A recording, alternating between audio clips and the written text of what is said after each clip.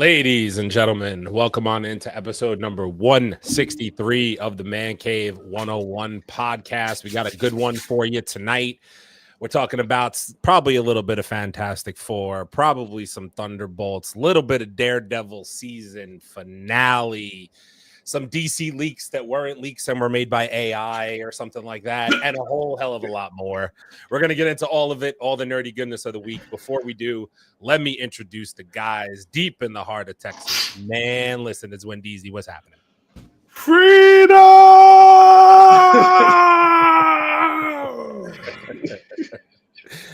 It'd be like that, man. If you know, you know. If you don't know, I ain't telling you. Live from the Man Cave. It's Kalo K, the Mama One of God. Leo, what's happening? I needed this tonight. What's going on, peoples?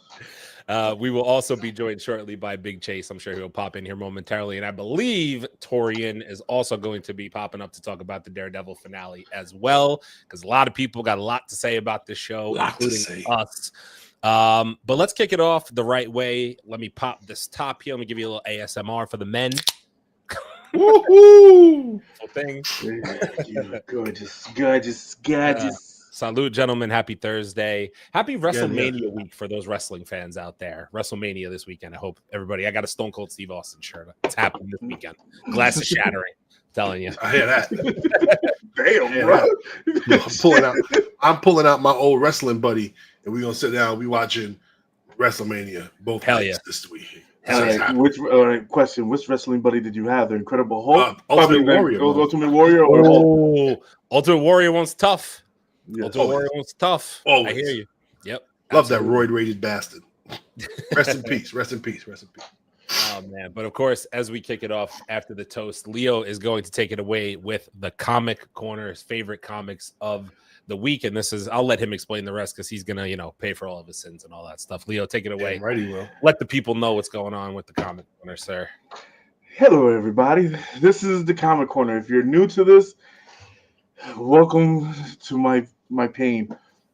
So this is where we also tell you what books you should pick up this week, or what books you should consider picking up this week if you're into these kind of things.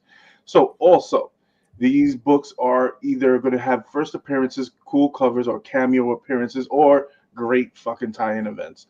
So, and this is also my drinking game. I've been contractually obligated to fucking drink every time I get a name wrong, since I'm always horrible with names. I will mess up a name like David just for the hell of it. But it still happens. So anytime I get a comic book artist, writer, or cover artist wrong, I have to drink. If you like to join along, if you really want to start off the show, have your shots preset. Record is about 8. Okay? No, record is about 7. Is it? It's 7. No, you broke that. It is 8. I'm pretty sure it's 8. It's 8. So just have at least try to have 2 or 3 shots already preset. All right. So the first book on the chopping block, ladies and gents. Drink, Leo. Oh, my bad. Oh, my bad. Am I early? My bad. Yeah, you're early, bro. No, my bad. Shit. Don't worry, shit out of me, doctor. It's Superior Avengers. Oh my god. Oh, this is the first team appearance of Superior Avengers, One World Under Doom tie-in. This book has 3 variant covers. The writer is Steve Fox. The cover artist is R.B. Silva. The artist is Luca Marasaka. What? So what? Maresca? How about Moresca? Yeah, that's what that sounds like to me. How about Moresca? Not my rockets, my Kasaka Raka. Drink, Leo. They got nothing to do with maracas. That's Did you spell it correctly or did you say it incorrectly? Which one? It looks like Maresca to me. Yes, either way, he's drinking. Yeah, just drink. And there we go. Well, fantastic. I love that. Thank you, Aaron. Absolutely.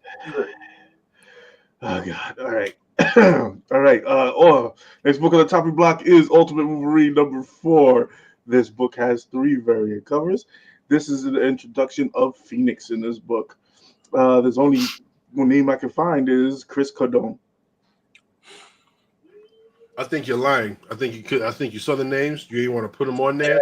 Yeah. So because you gave us a blank When I sheet, do this, you were when I going do to this drink. on Tuesdays, that's the name that You were they going had to on drink because you put it there on purpose because you didn't want to mess up the name. So blanks, that's a drink, son. No.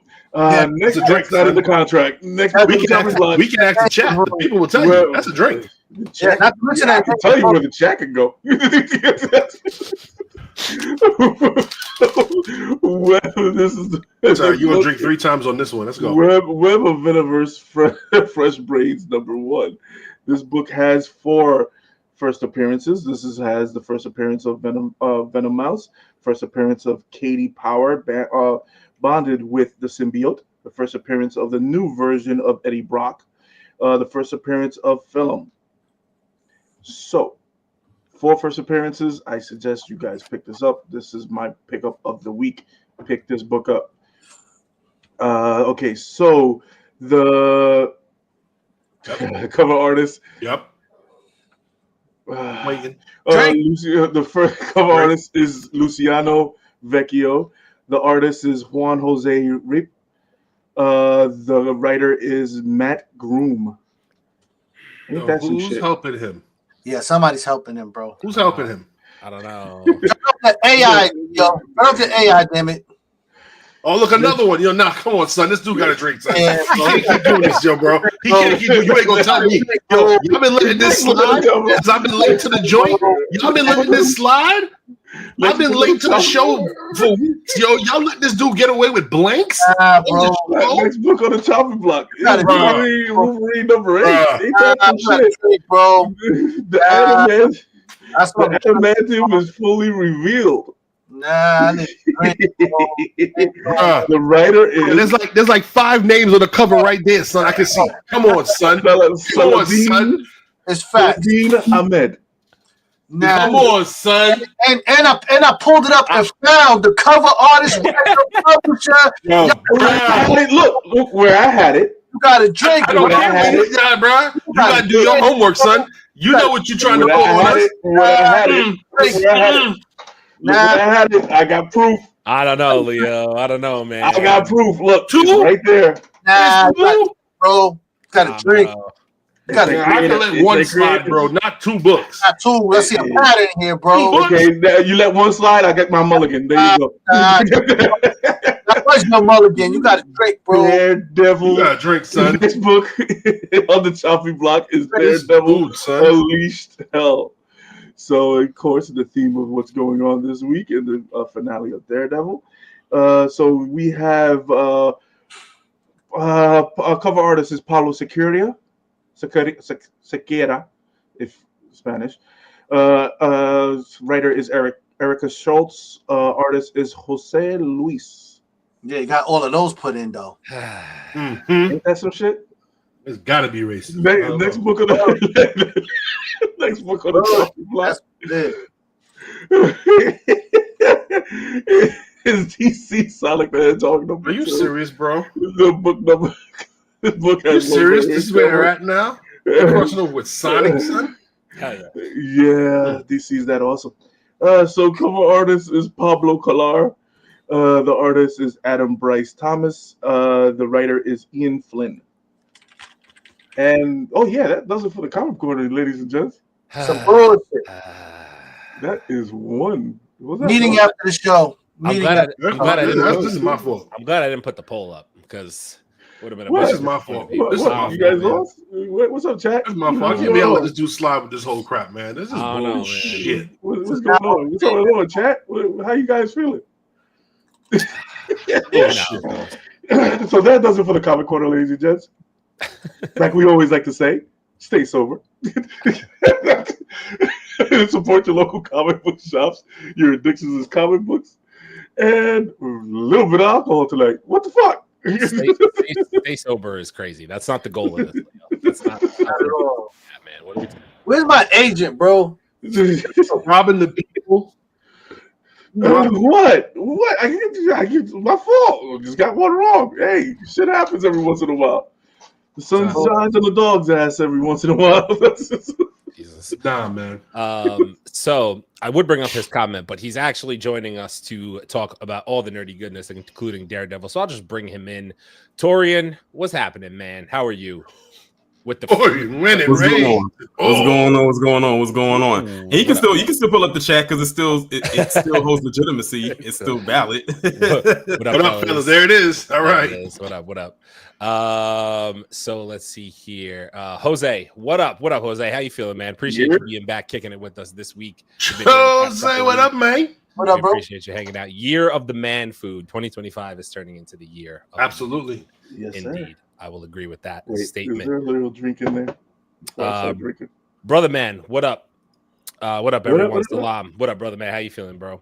Did you win? What it do? Did you win tonight, Torian? No, Rachel beat him in the comment section. I have something to say about that. Well, not about that, but about Rachel. But I'll let you go through the comments first. Be careful, Torian. It's not crazy. It's not crazy. What you say he pays for. I was gonna say. I will hop on a flight real quick and pay you a visit, my friend. Let's see here. Damn surprised Rachel's not gloating. She's running around. I'm sure she'll pop in momentarily. Let's see. See, at least Torian's humble. What up, Abel? Abel's unable to join us tonight. He's got babysitting duties, we believe, but he's popping in the chat. So what up, Abel? How you feeling? Hashtag ban Rachel is crazy. She's not gonna let you get away with that. I'm showing her that later, just so you know. Leo drink. I don't know. Do you oblige by those if it's Abel? Because he is a member technically. So I mean, nah, fuck. If he's a hothead, you gotta do it. Okay, wait. Here you go, brother man. Leo drink. Right. 4 times. There we go. I mean, I'm just saying. I feel like you owe people tonight for the Leo drink. Spam Leo drink. Hell no. Leo drinks on the chat. Can we please use another picture of me that isn't giving Clock 3000 with the twister? I don't know, baby. Why? That's the best picture of you, son. You got to talk to the art department. I have no idea. I'm not involved in that. No hello your monkeys. best side. No hello monkeys. Oh. I think that DZ might be retiring that. He might need to get a new one. I don't know. One more time. One more time. Hello, monkeys. It works though. Just for you, brother, man. Just for you, man. That's all. Also a toast. Yes, a toast of the week. Y'all better be happy. Frank gave y'all what you wanted. A 3-1 comeback. We're gonna talk about Daredevil. We'll talk about that. We're gonna talk about Daredevil a little bit. We're gonna talk about it a little bit. There's a lot to talk about. We'll talk about that. Since when is comics painting, Leo? When is comics painting? Is that supposed to be something else? It's probably something he said. Yeah, it's probably something you said. I don't remember. Probably. Oh, painful. Since when is comics painful? It's painful when Leo doesn't know the names. That's when it's painful. Yeah, that's the painful part. But only to him. Yeah, only we take much joy in that. Let's see. The chat pays bills, Leo. As goes the chat, so does the show. See, Torian gets it. That's what I'm. That's the comment right there I was talking about. That's what it is, man. Pay the bills, bro. They pay the bills. I'm drinking. The artist for Ultimate Wolverine is Alessandro Capuccio. You just didn't want to get the name wrong, damn. See? I knew that one. No, but when I look at the comics, I get them the day early, so they didn't have it. I have proof. Yeah. Yes, you're not a real. Yes, you're not a real Wolverine fan, Leo. Yeah. That's one brother, man. Okay, Hilarious. That's actually He hilarious. hit you with the Hulk laugh and the Jeff Landshark laugh. Got you. Like Abel said, smash the like button down below. We appreciate you guys hanging out on this lovely Thursday. Smash the like button, please. It helps us out a lot. Wolverine number 8 artists are Rob Liefeld, John Buscema, and Adam Kubert, who's also the writer. Damn you, Leo. God, look at that, man. I have proof. So what, bro? You come back to it, son. You know what you did. Leo's you know fired. what you did. Come back to it, bro. You fixed it. Oh man. I'll fix it for the recording. How the hell? Brother man is scolding you tonight about Yo, this. for real. He is on your helmet. You are getting a keyboard lashing. No damn excuses, Leo. I hear you, brother man. It's okay. He'll make up for it. We promise. We'll try to do our best to help make up for it. All right, so last week, Aaron, Rachel's birthday was last Saturday, right? Last Friday.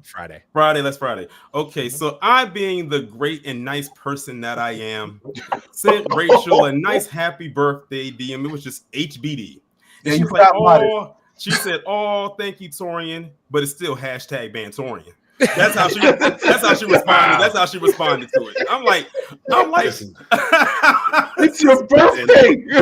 Look, man, as far as I'm concerned, she got a couple months. It's just saying whatever the hell she want to say. You can't do nothing about it. Right. I just laughed at it when I saw that. I just bust out laughing. I said, "Wow!" But on another note, and well, Aaron already saw because he responded to the story. I saw Sinners today. Easily contender for movie of the year. Easy. I believe it. Easy. That movie was so everything that they said about this movie, believe it. If they could score this thing beyond a 10, I would score it beyond a 10. This movie was really Ryan Coogler did his big one with this one. Y'all got to like really pay attention to it. I mean, it covers. It has like historical references in it. Drama, has some comedy in it, of course the horror element, but the story, the production, oh my god. Yeah, I gotta check that out. Ryan Coogler, he did a great interview talking about the production value of it and the film. You can tell he and the cast had a lot of fun making this movie. I can tell. Like you can look at a passion project and know when it's a passion project, and that's what this was. I'm gonna say this for the last time. Marvel needed a director for Blade for like years, and Ryan Coogler wanted to make a vampire movie, and we couldn't make that happen. So I'm just gonna leave that there for whatever it is. You're gonna tell me you couldn't let that man make a horror Blade film? Could have got away with that in the MCU so easily. I said, Marvel looking at this like scratching like a fiend, like, oh, what did we do? Here's my Blade movie now. A Ryan Coogler led Mahershala Ali Blade film. Marvel should have made that shit happen. You know, Blade was supposed to come out this week, right? Please. Yeah. This is the original date. Please. Yep. I saw Sinners and The Accountant 2. Both were featured, and oh boy, they're bangers. The Accountant 2 looked The Accountant 2. Accountant 2 looked good too. Yeah. My boy. And also, by the way, and also, you know how like in the movies they show like previews and everything like that. They threw in a trailer for a movie that has been announced, but they didn't drop the trailer online. So it's like they dropped it as a surprise trailer in this movie, and it's for Jordan Peele's new movie that's coming out with Marlon Wayans, and it called Him. Because I was looking at it, and I was the football thing, and I didn't know what it was until I saw Marlon Wayans the trailer, and I was like, "Oh, this is the new Him movie, the Jordan Peele film," and it looks so good. I said, I'm definitely checking that out. Definitely checking that out. Cool. That sounds good to me. We are caught up on comments. You know what that means. It is time to talk about the nerdy news and rumors of the week. Where's my intro?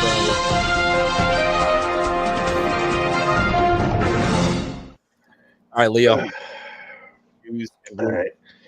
All right. Let's see what we can talk about. Oh, Kawasaki made a horse that's a robot. Why? That you can ride. Yeah. No. I don't want that. Kawasaki.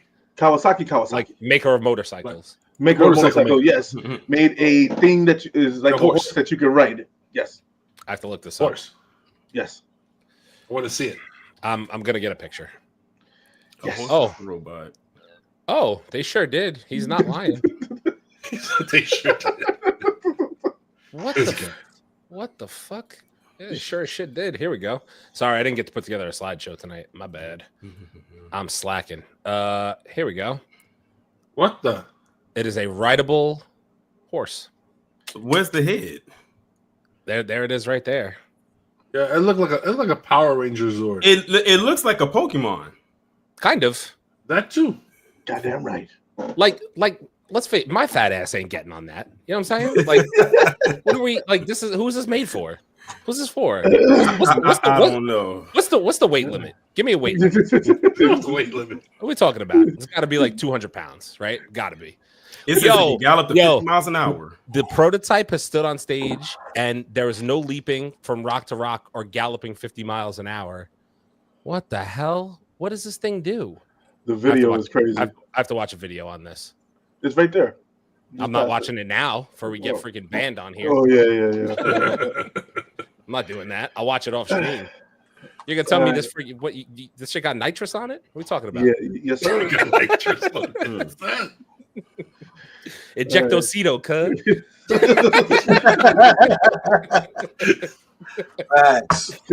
See movie references. God damn it, Aaron, you're killing me. I mean, he knows that one. Come on, man. There's only been 12 of them bitches. I had to have seen a couple of them. All right. Marvel Comics has announced Godzilla destroys the Marvel Universe. Yeah, he does. A 5-part event written by Gary Duggan and the artist Javier Gardner. I have a question about this for you, Leo.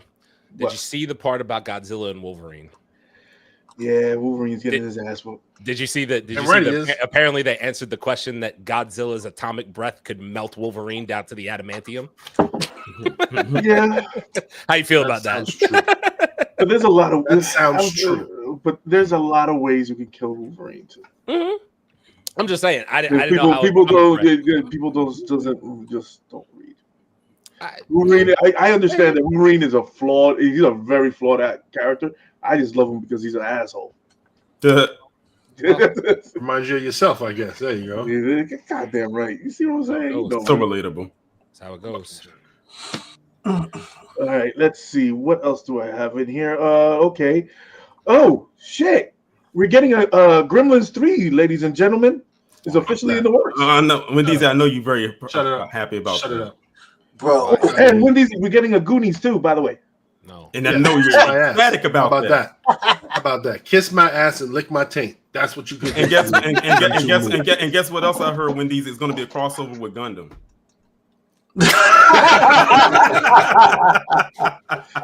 And by the way, Roadhouse 2 is coming out, by the way.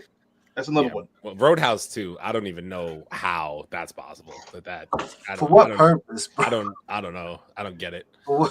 Well, because Conor McGregor showed up at the end, it was like, where the fuck is everybody? No, naturally, now we got to bring them all back for another one. Yeah, let's not it all. Okay, Warner Brothers TV boss says the Penguin season 2 is not currently in the works. Kind of figured that. This is why y'all losing. So just make no mistake. This is exactly. The reason why you're losing. Hulu does not follow up and make priority a show that literally leads groundbreaking drama, action. No, let's just put it up there with Batgirl. So wait a minute. Didn't it say? I'm gonna pump the brakes because Matt Reeves is apparently sick. Yeah, that's what I was getting ready to bring. Matt Reeves has like some real health issues. On. That's what I heard. Apparently, that's the rumor is out there. I don't know. What they got to do with Colin Farrell, bro? What? That's it what has I'm to do with saying. the fact that he's What they got to do with Colin Farrell, bro? He's a damn thing. It's so cold. Throw Matt Reeves' ass out the chair and put somebody else in it. It ain't like they ain't do it before. Look what happened to Justice League. No. Got rid of old boy and just let somebody else direct it. Come on now. No. You know why? Because the Penguin slapped. Don't take him out of the chair. Don't do that. Don't do that. Because then you're going to end up with a shitty season 2. Don't do that. Let Matt Reeves deal with his health issues and get back to the Batman 2 or whatever, and the Penguin. Which I don't want to hear that bullshit. Because when Chadwick died, everybody wanted to put somebody else in the suit. Matt Reeves is sick. We gotta wait. But everybody chill. But they didn't put anybody else in the suit. Now everybody wanted Daddy chill. Fuck that. Maybe James Gunn should just take it over. I don't know. Well, at least Washington D.C. is still standing somewhat. I mean, there is that aspect of the D.C. Yeah, that might be one. All right. In real world news, a man was arrested for training his dog to throw bricks at people when they ring the doorbell. What?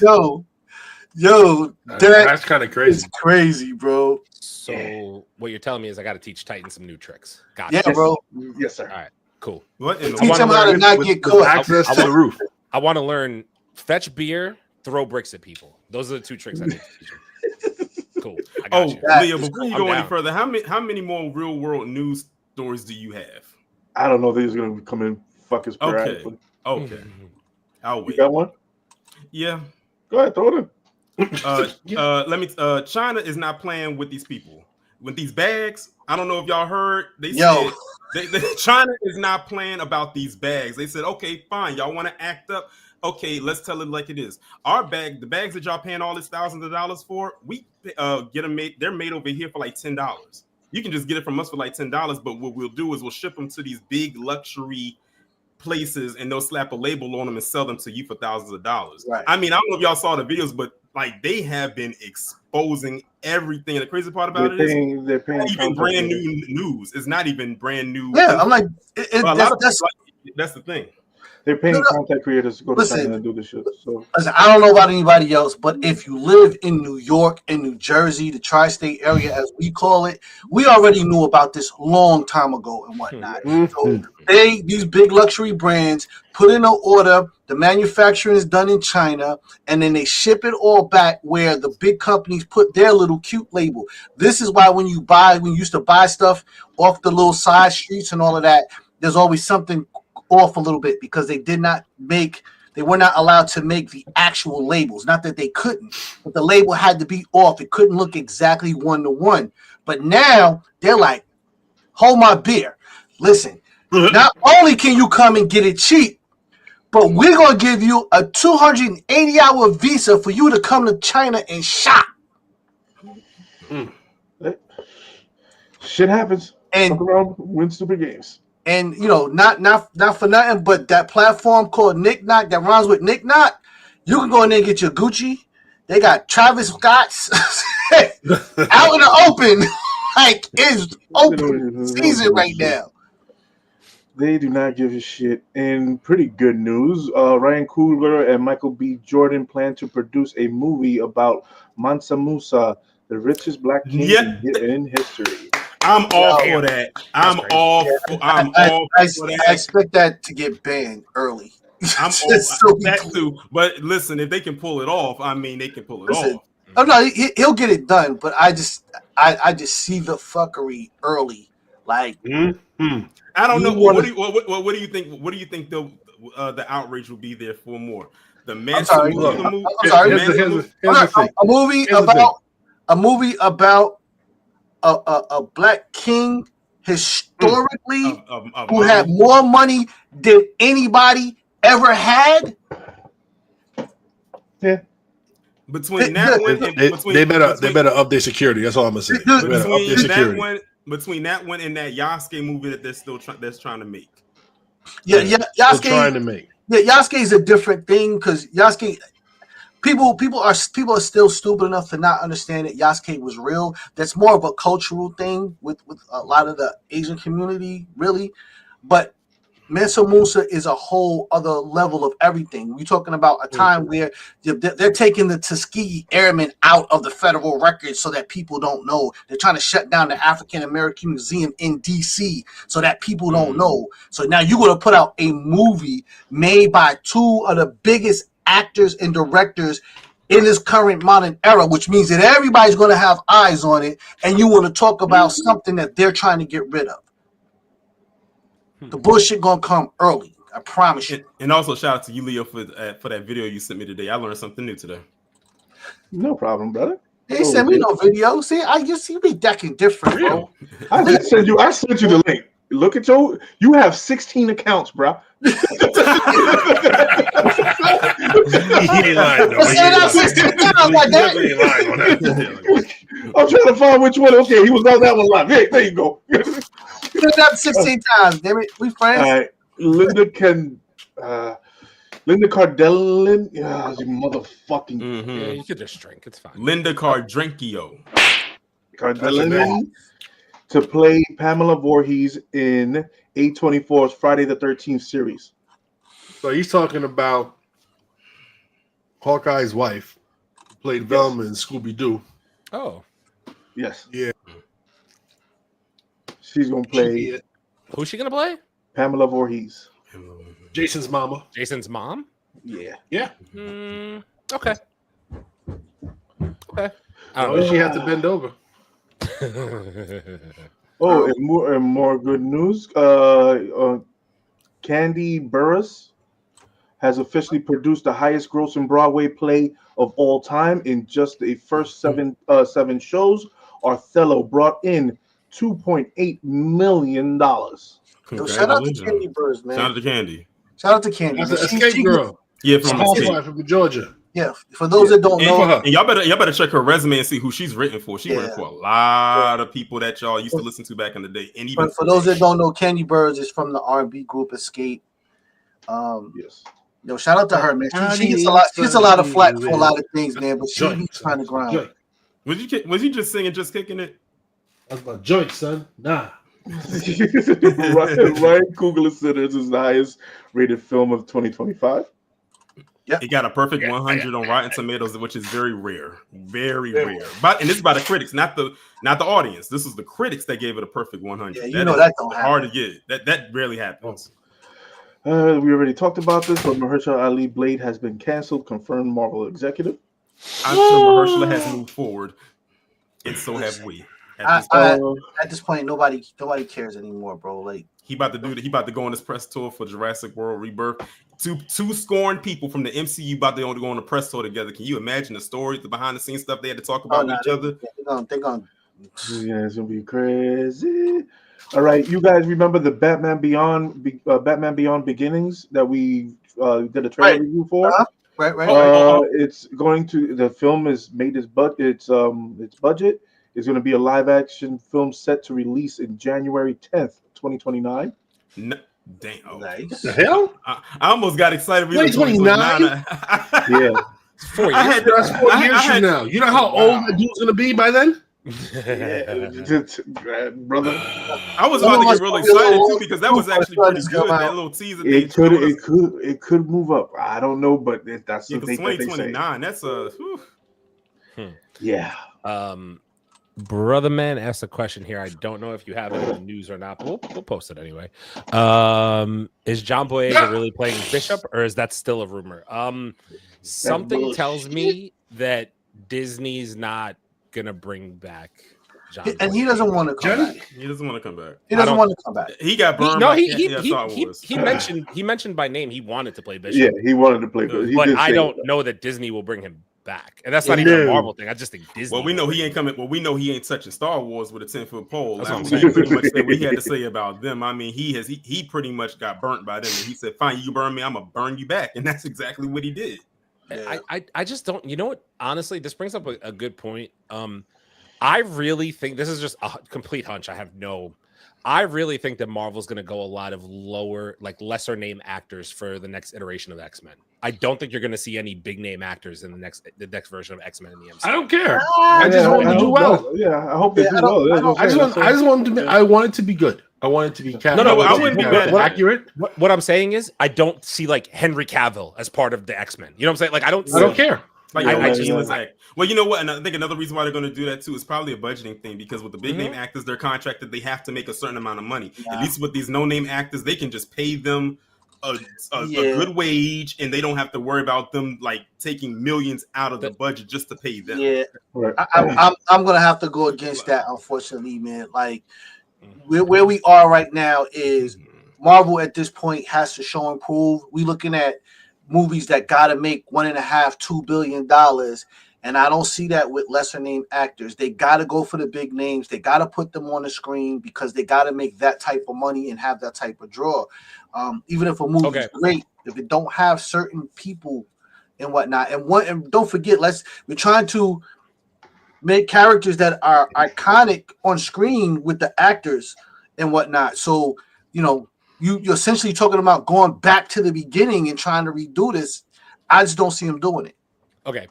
I'll counter you to that just slightly. So here's what I'll say. I agree with you, but the thing about Marvel is with certain properties, sometimes the name, now obviously to your point, you still have to make a good story, but sometimes the name carries more weight to be able to make the actors be better, if that makes sense. So I'll give you an example. You took Tom Holland and you made him into a fucking superstar to the point that this dude's getting other movies outside of Marvel. Now, granted, his IP is fucking Spider-Man. Spider-Man is probably the largest IP in superhero movies right now as we stand, because every time this dude comes out with a movie, it makes damn near $1 billion.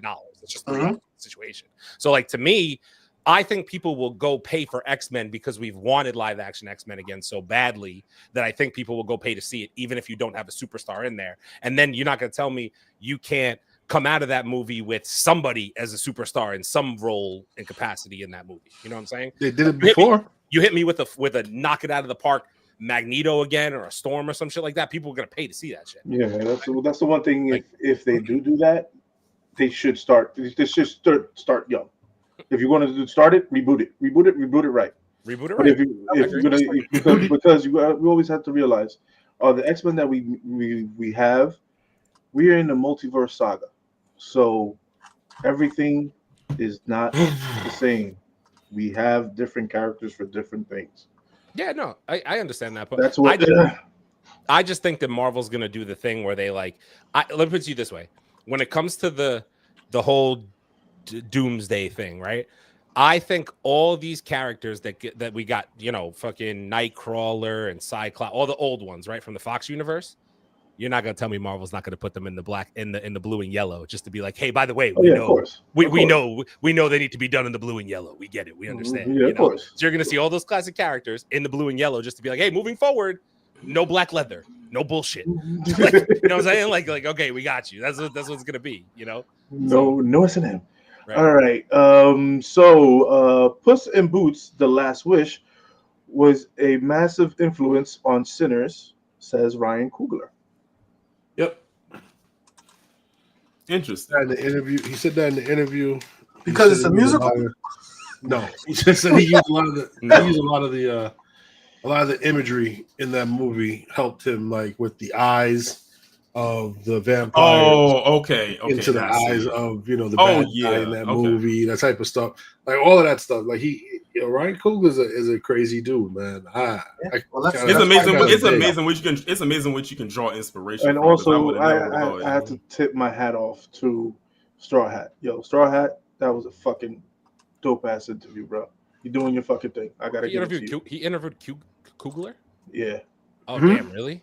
Yeah. It was a fucking dope fucking interview. Really good. I saw a bunch of different interviews with Ryan Coogler. I think I said this to you guys in the group chat. I was actually like, he's actually like a fascinating person. To hear him talk about shit. He's actually like really, really fascinating and inspirational, because he literally kind of came from nothing and made himself what he is. You know what I mean? Like, I remember watching his first movie, Fruitvale Station. Woo! What a movie! Yeah. Now that's a movie I could only watch one time. I already knew the story before that, but I could only watch that movie one time. It was to the point when I was watching the movie in the theater, I had to walk out before the credits rolled. Like it hit me. All right. Let's see. Walmart has released a statement on informing the DC fans that all of the McFarlane Toys Supergirl figures were stolen while in transit. Yeah. Wow. Hey Todd, give them back, Todd. That trick don't work. That's wild. All of them? That trick don't work, Todd. All of them? Yo, these train robberies are getting serious out here. Everybody knows that Todd stole his own stuff to drive up the price, man. But there you go. DC got to win right there. They stole the toys. They stole all the DC toys. I mean, that's got to be some kind of it's not a financial win. I mean, that's a financial loss. But I mean, hey, somebody out there likes them enough to, I don't know. I'm just making conversation. Couple comments to catch up on here. Rachel Gonzalez Beach checking in late. Hi, babe. Thank you for checking in late. And Rachel, Torian had choice words for you. What you say? You sound like it was an insult. No, Rachel, if you're still in the chat, I was just talking about the response you sent to me in the DM when I sent you a happy birthday. She probably, if she's watching this right now, she's probably cracking up right now. She's definitely. She said Bantorian. There it is. Hey, that's a little petty, babe. I don't know about all that. I hear you though. Hey, you better shut the fuck up. You right. Brian Pan in the face. Back to Boyega briefly. He spoke with Feige and they had a meeting. So just asked. I don't really know if he had a meeting with Feige, bro. Like, I don't know. Maybe he did. Yo, how tall is he, Boyega? What I got from that was that he was asked before, he didn't know, and he's just saying now, if he thought about it. Yeah, because he hasn't done shit. Bishop. John Boyega has done shit. John Boyega is 5'9". Not my same height as bishop. me. Not my bishop. Same height as me. He could be a Don't Wolverine. matter. He'd be a bishop. He'd be a Wolverine. Well, exactly. Your melanated Wolverine. If Hugh Jackman is 6 foot whatever, and he can be Wolverine, when we know that Wolverine is 5 foot nothing. Wolverine, anatomically correct Wolverine is like fucking 5'4", bro. That dude little. He's actually 5'3". Is he 5'3"? I was gonna say yeah, 5'3", 5'3". 5'2", because he's always hunched over. Yeah, I was gonna say he's little, bro. Can Bishop be guy. included in Secret Wars? No. No. No. Sorry. No. There's too many people in Secret Wars already. No, we don't need any more. Besides, exactly. I mean, maybe. I doubt it though. No. No, he wasn't. You know what? He can't. He would be out of place. Yeah, Bishop can't be in Secret Wars because all of us are in Secret Wars. Sorry, but there's no room for a sixth. Facts. Absolute facts. That mouse check is nice. Payroll. He's on the payroll, y'all. Jason Momoa has officially wrapped filming Supergirl. Good. You sound excited. Yeah, I mean, I am. I want to see because I think he's gonna be a better Lobo than he was Aquaman. That's not me knocking his Aquaman, but no, that is knocking his Aquaman. Are you crazy? Did you see the second one? I did, unfortunately. I didn't watch that. Yeah. I didn't watch the Yeah, second one. But I did enjoy the first one. The first one was okay. More than I thought I would. The first one was okay. Second one was trash. Yeah, the second one was bad. It was. But he's such a more believable Lobo, you know? I mean, because he looks like Lobo? him. He's literally Lobo in real life. Like literally, that's what he looks like. And supposedly the set photo, we mentioned this in the top of the podcast, were fake. I just want to know, like, this is not even me. Like, okay, so am I joining in on Leo's James Gunn negative banter? Yeah. I want to know James Gunn's plans for Lobo. And the reason why I say that is because Lobo in the comics, for lack of a better terms, is a fucking asshole and a ruthless asshole.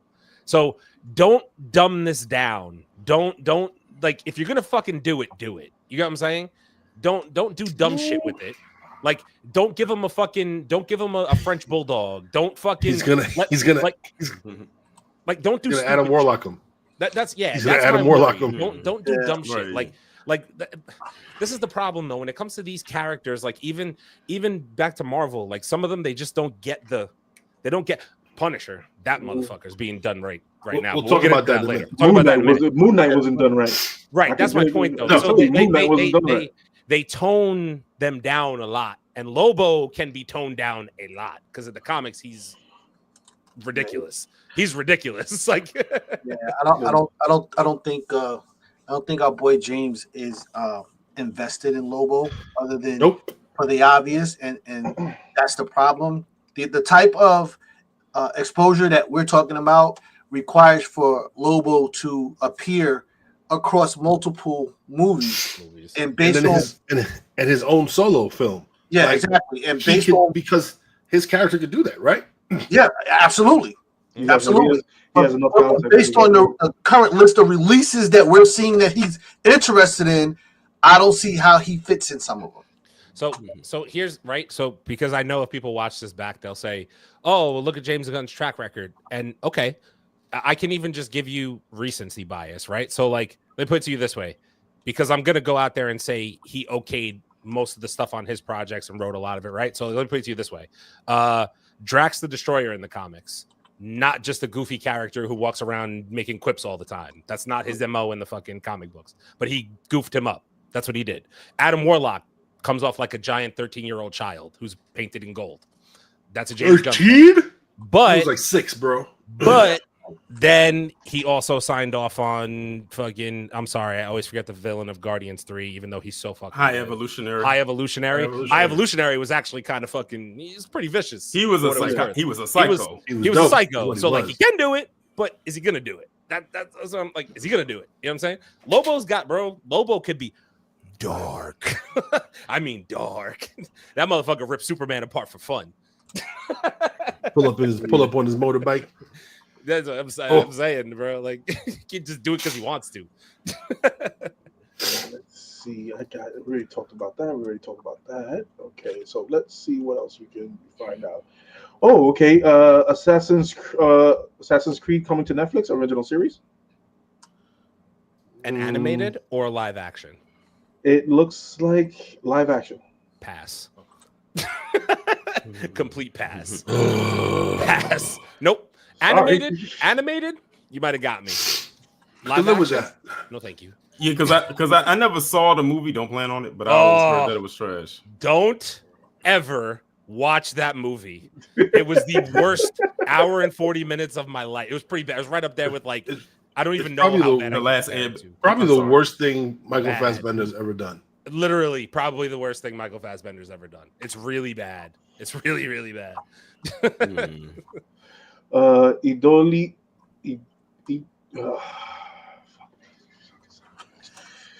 Young wants to come wants to return as Elektra in the Daredevil Born Again. Wait, who? Oh, so the chick who played the one who played Elektra in Netflix wants to come back. You just gotta say like the Netflix Elektra wants to come back for Born Again. I just want to drink. I guess so. I would like to see Elektra back. I mean, I enjoyed her. I would like to see Elektra back, especially when she did that heel turn. And what was that, season 2? Was it 2 when she did that heel turn when they brought her back when she died and she came back? I think that was season 2. I'm pretty sure. Was it 2 or 3? No, 3. I can't remember. It was 2.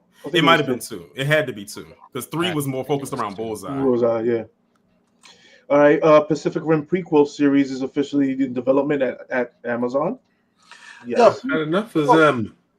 Yeah, listen. Pacific Rim is not terrible, but it's not great, and I don't know why. It is very Power Rangers in its presence. It is. It's very. Every time I watch it, like the actual storyline that everything that's going on is dope, but its presentation is just like. I just keep waiting for a Megazord to pop up or something. They are Megazords. They are the Megazords. I don't know. A couple more comments here. So I missed one of these. I apologize, brother man. Leo, drink. Thank you, sir. Modern era doesn't do character development as well, so we got to lower expectations, I guess.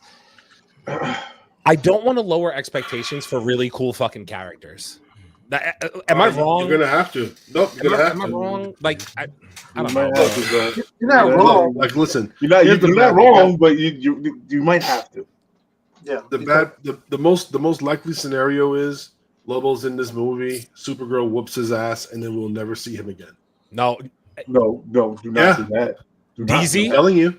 If you speak that into existence, sir, I'm telling you, she's gonna whip his ass, and he won't come back. I hope Gremlins 3 is awesome. Or worse, it won't be with the crossover. Do not speak this into existence, sir. Or worse, she beats him with the power of friendship. Word. Lobo, you don't really want to destroy you don't want to really beat up my cousin. Just go home. I'm telling you, the biggest villain in a lot of these movies is the power of plot.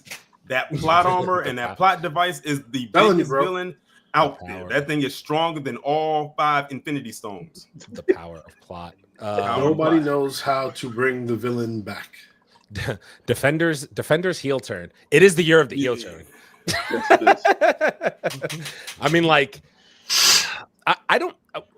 everybody keeps on messaging us about freaking Daredevil, and I want to talk about it. We'll talk about Daredevil. We'll talk about Daredevil momentarily in the Defenders. $10 from Fatal J. Fatal J. Much love to Mancave101 Podcast. Leo, love you, brother. P.S. Daredevil was highly disappointing. Muse never landed a single punch. Weakest villain ever. I'm going to talk about Muse later because I'm disappointed. We're going to talk about that. We're going to talk about that too. Fatal, we appreciate the $10, brother. Power of the plot. What did I tell you? That plot arm is the biggest villain ever. Won't go that far, but understand. Fatal, thank you so much for the 10, brother. We really appreciate it. Daredevil, goddamn. All right, go ahead. Go on with the news. I know we got so much Daredevil to talk about, bro. It's going to be crazy. Okay, Patrick Mahomes. Okay, the 3 refs that there's 3 refs that got arrested for throwing games in the NFL for Patrick Mahomes. That's not real. Yeah. That's not real. They got fired. Look it up. No. Look it up. No. That I would have heard about that bullshit. NFL fires ref for rigged games for Patrick Mahomes. I mean, like, it was kind of obvious at points last year, but it's fine. It wouldn't surprise me.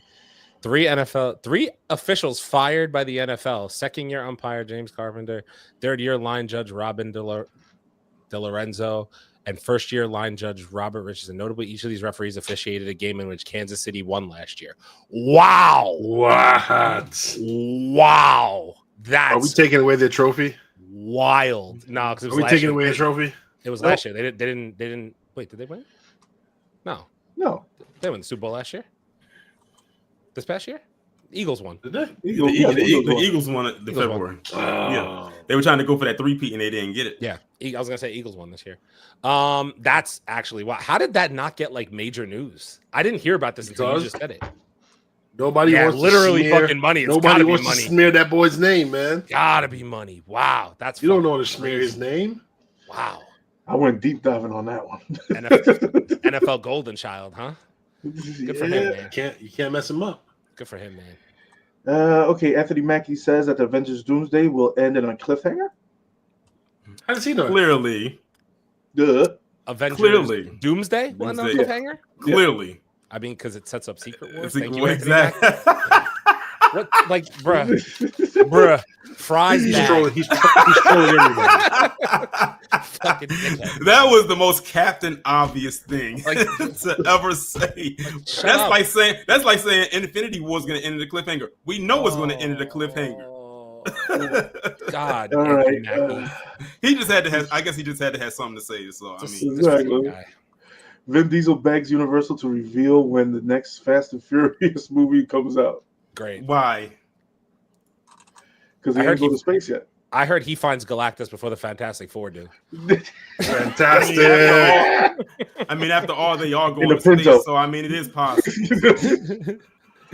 I don't know where else they take for these freaking movies from this point on. They already went to space.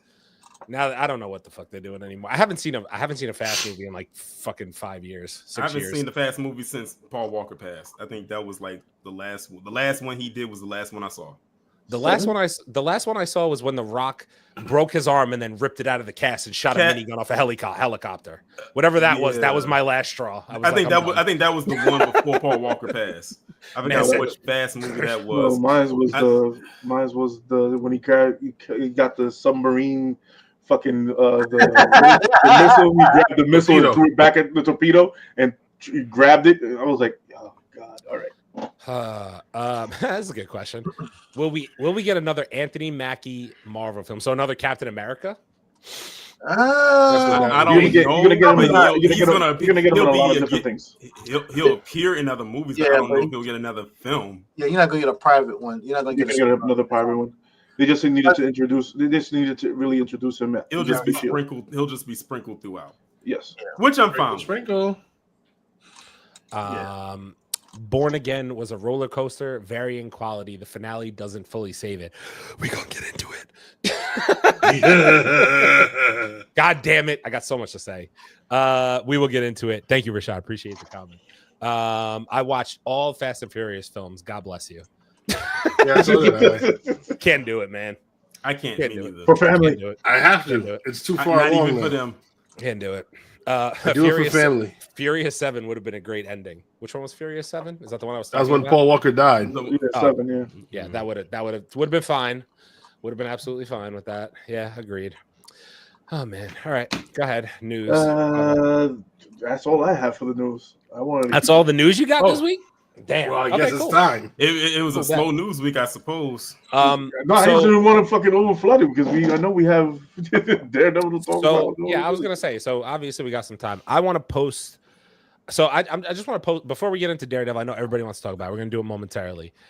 I want to get a little bit of a pulse from anybody watching right now. How are we feeling about The Last of Us start? In case you haven't seen, we posted a video on Monday about it. We're trying to get the jump on it. What are you trying to ask? Everybody here? Well, everybody here, everybody out there, because I know it's a little bit of a delay. So we talked about it, so you know how I feel. I know how everybody. Yeah, I'm glad y'all did that as a separate video. Mm-hmm. I don't know if I left that as a comment. Probably not. Maybe because I knew I was going to ask to come up here today, so I could tell y'all. Yeah. I'm glad that you made the Last of Us review as a separate video. Yeah, that'd be something that stood on its own because I knew y'all was going to talk about the finale for Daredevil. Yeah, I know that we're so obviously that, and then there's a bunch of other stuff coming out. Like we might have a little bit of a lapse between. Obviously, we got Thunderbolts coming out soon, 2 more weeks. So there's gonna be stuff to like fill in a little bit here and there. But I think that doing The Last of Us on a Monday kind of just makes sense for us, honestly, just to get it out and fresh eyes. Also, hotheads, if you guys got a show that you guys want us to fucking cover. Oh yeah, let us know. Let us know if you got something that you want us to give us. You want us to give us your opinion. It better be fire. It better be fire. Better be fire, boy. Because if it ain't, we're gonna set fire to it. Roast that will come. This is good though because we got a bunch of time to dive into Daredevil. Did anyone see the Dark Superman independent film recently shown or streamed? Dark Superman? No, I haven't seen it. You mean the Superman where he was from Brooklyn? No. Where would I find that, brother man? Let me know. Definitely. I didn't know Mayor Eric Adams had a movie. Superman crash landed in Brooklyn, started working in a Jamaican shop. That's what he was doing. Making oxtails, bro. Have y'all seen To Be Hero X yet? It's on my list. Yeah, it's on my list. It's on my list. Yeah, I gotta get through. What is that one on Netflix? The one you guys were talking about? Moonrise? No. Sakamoto Days? Sakamoto Days? No. The other one, the video game one. Not Solo Leveling. Not Solo Leveling. The one on Netflix. The fucking... What is it? Netflix or Amazon? Which one is it? The one with the video game that you guys were talking about. Video game? Final Fantasy? Not Final... Arcane? No. Arcane's on. Devil May Cry. Devil May Cry. Yes. Devil May Cry. Thank you. Yeah, that's awesome. Devil May Cry. You better watch that. Devil May Cry is tough. That's tough. Yeah, I gotta watch that. That's the next thing. Then I'm gonna jump into the hero. Kevin Conroy's last project. Okay. Yeah, it's crazy. We shall never hear that voice again. Now. Damn it. All right. Not anything new unless they find a way to AI it. No. So nobody has really pinged about The Last of Us. So let's just get into the nitty gritty here. Let's talk about Daredevil Born Again, the finale. Matt's apartment about to be born again. There was a lot going on. I mean, where do we begin? At the beginning, of course. At the beginning, and how salty. No, one of the funniest parts to me was how salty Heather was when Matt said, "Karen." The look on her face was priceless. Yeah, that woman was so mad. And she was like, "It's the drugs. It's just the drugs." Yeah, sure it is. Yeah. I mean, bro, I want to get into. All right, I'm gonna try to cover it in order as best I can. I did enjoy that whole Fisk. So this is my thing. I ended off last week saying, well, now Daredevil Matt saved Fisk's life. So I was like, where does that leave Fisk in terms of vigilantes? And my man went right to his office and was like, nah, fuck that. No vigilantes. Kill them all. Fucking dead. Kill all of them. And then he sent somebody to the fucking hospital to take out fucking Daredevil. What's his name? Buck? Buck. Yeah, he's Buck there. I like Buck. Buck is a good dude. He tries his best. Listen, this is how you know he has so much power. This dude called in an electrician from Con Ed. Yep. And when they said Con Ed, I immediately thought of y'all. From Con Ed to turn off the power in the city, the whole city. That's not power. Just a building, but the whole city is dark. It's going dark. Shut that down. And then it's chaos going on in the street. I said, am I watching Daredevil Born Again or The Purge? It was. But what was really messed up? What was really messed up though was when one of the task force had killed that guy who was looting, and then pulled his hat down and said, "We're supposed to kill vigilantes." Yeah, the young kid. Yeah, he's a mass vigilante. Oh, he's not a young kid. He's a mass vigilante. But you got to realize one thing. I understand this is just old movies and shit like that. None of that shit would have ever went down in the city like that. I can guarantee you. Guaranteeing it? Yeah, I can guarantee it. None of the shit that they were doing would have went down the way they thought they were going to go down. They'll be like, okay, we have to stay out of Brooklyn, Bronx, some parts of Queens, and we can stay uptown in Manhattan, but don't fucking cross 180. Keep your ass on that side. But one thing I did notice too, like I don't know if they showed it in episode 8 or maybe they just did it as a highlight for episode 9, was how when Bullseye had shot what he was going for Fist, but Matt jumped in front of the bullet. When he was looking through the scope and you can see the bullseye right there in the scope, like it just kind of like just appeared right there in the scope. So I thought that was a nice little touch, and also seeing that blue setting kick in whenever he's about to like look for when he goes for his target. I still have a little bit of beef with that whole thing because do you now? Yeah, because Bullseye doesn't miss. Well, technically he didn't miss. He didn't miss, but you're not going to tell me he didn't go for a fucking headshot when he tried to hit that shot. Wait. Bullseye he was going for the hard shot. Bullseye does miss, but he misses to people that he's supposed to miss. Supposed to miss to, right? Okay, yeah, that's the only reason why. That's the only thing I have to say. Listen, it's not really a gripe, but because in this season of Daredevil, we got to see the range of Daredevil power of his echo. Agreed. Because you can when the guy was coming to the hospital to kill him. Mm-hmm. He heard this motherfucker 2 floors down. He heard him. It sounded like you heard him walking into the hospital. He was like, do all what the fuck? And you got to think in a hospital when it's constant movement. Yeah. And he was the electric went out. Yeah. So there was chaos all over the place. People are panicking. Yeah, well, okay, but the power going out, wouldn't that technically only enhance his ability to hear because now there's no machine noise around? Yeah. But you got to also remember one thing that they kind of incorporated here is Daredevil remembers heartbeats. So everybody's heartbeat has a different rhythm. He remembers heartbeats. So he doesn't necessarily have to hear him walking in or whatever. When he starts hearing certain rhythms, he already knows who that is. And their weight with their feet too. Because he said that's what he focused on. He focused on the foot. It was the footsteps. He heard the guy like his shoes. He knows what it sounded like. That's what they were focusing on. This dude is crazy. In this whole series, that's what they were showing his power level basically, without showing the echolocation, what he sees when he. And I like that they focused on that because everyone really focuses on the fact that he's a blind man that can do all these things and fight the way that he does. But I like that they focused on what would be a primary help to him, which is that echolocation. That's a dope ability to have, especially when you're blind. Yeah. Well, he pretty much sees without seeing because he still can see everything that's going on. But they normally when you hear or read him, they don't go in deep. It's just all about the echolocation he can see and based off of the echolocation. But all these extra little scientific details that they're giving you in the show is the better part of what they did. Mm-hmm. Mm-hmm. Yeah, and then go ahead. And then he leaves the hospital and goes home. Yeah.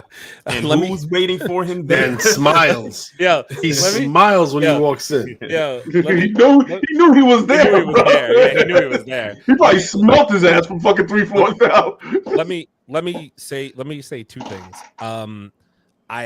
Matt Murdock is not getting his security deposit back for that apartment. That motherfucker's done. Done. Yeah. I can imagine all the noise ordinance complaints that he got just from that one explosion from that grenade. Them people was pissed. Secondly, I tell you guys all the time, my favorite characters. I know this makes me sound like I don't even know what the word is, but like my favorite characters are the ones that are just 10 toes that down to handle business. You know who came to that apartment to handle business? The motherfucking Punisher. Frank this dude, and I love the fact that it starts with him. It's always, him and Matt literally argue like a married couple. Like literally a married couple. They do. It's hilarious. They do. To me. It's the funniest thing. They have a dysfunctional married couple at that too. Very dysfunctional. Like they are on the verge of going to the it's almost like they're on the verge of going to divorce court, but they get right to the threshold and say, "Wait a minute, let's go back and work this out. Let's talk this out." Because we can't separate. Like we gonna be doing this dance forever. But most of their arguments always stem to the same thing. It's literally Frank telling Matt, "Bro, you got to kill. You got to kill people, bro." Kill people. Matt telling him not to kill. Just kill people, and I'm not man. going to kill. But Won't do it. I don't want to do it. I'm not going to kill him. You also got to realize the jokes when he first they fucking landed. To me, for me they landed with the jokes when he started with the fucking you shaved just for me. You're gonna call you April May. Yeah, that was hilarious to me. I was like, what the fuck? I was like, come on, roasting each other right now. But that fight scene in that apartment was so good. It was, and I like that they did it in the dark. It was complete darkness. The only light that they had was from the helicopters outside and the sparks flying from the guns. That's the only light source they had in the apartment. But also before all that, when we first started talking, Frank asked him, "Oh, you spot the fucking van in the corners a couple of blocks down with the fucking six assholes in it?" And he was like, "Yeah, I got it. Yeah, I got it. Yeah, I heard it." And that fight scene was crazy, bro. Like Frank was going in. I mean, Matt was too, but Frank was going. Frank was going. They was like, we know the fans have been waiting to see me show up and show out. So guess what I'm gonna do? In this one scene right here, not knowing that we was going to see him show out again, like a couple scenes later. Well, but let me just like warm you up with this one. So I mean, the stuff they had him doing. His knife work is knife work. Yeah.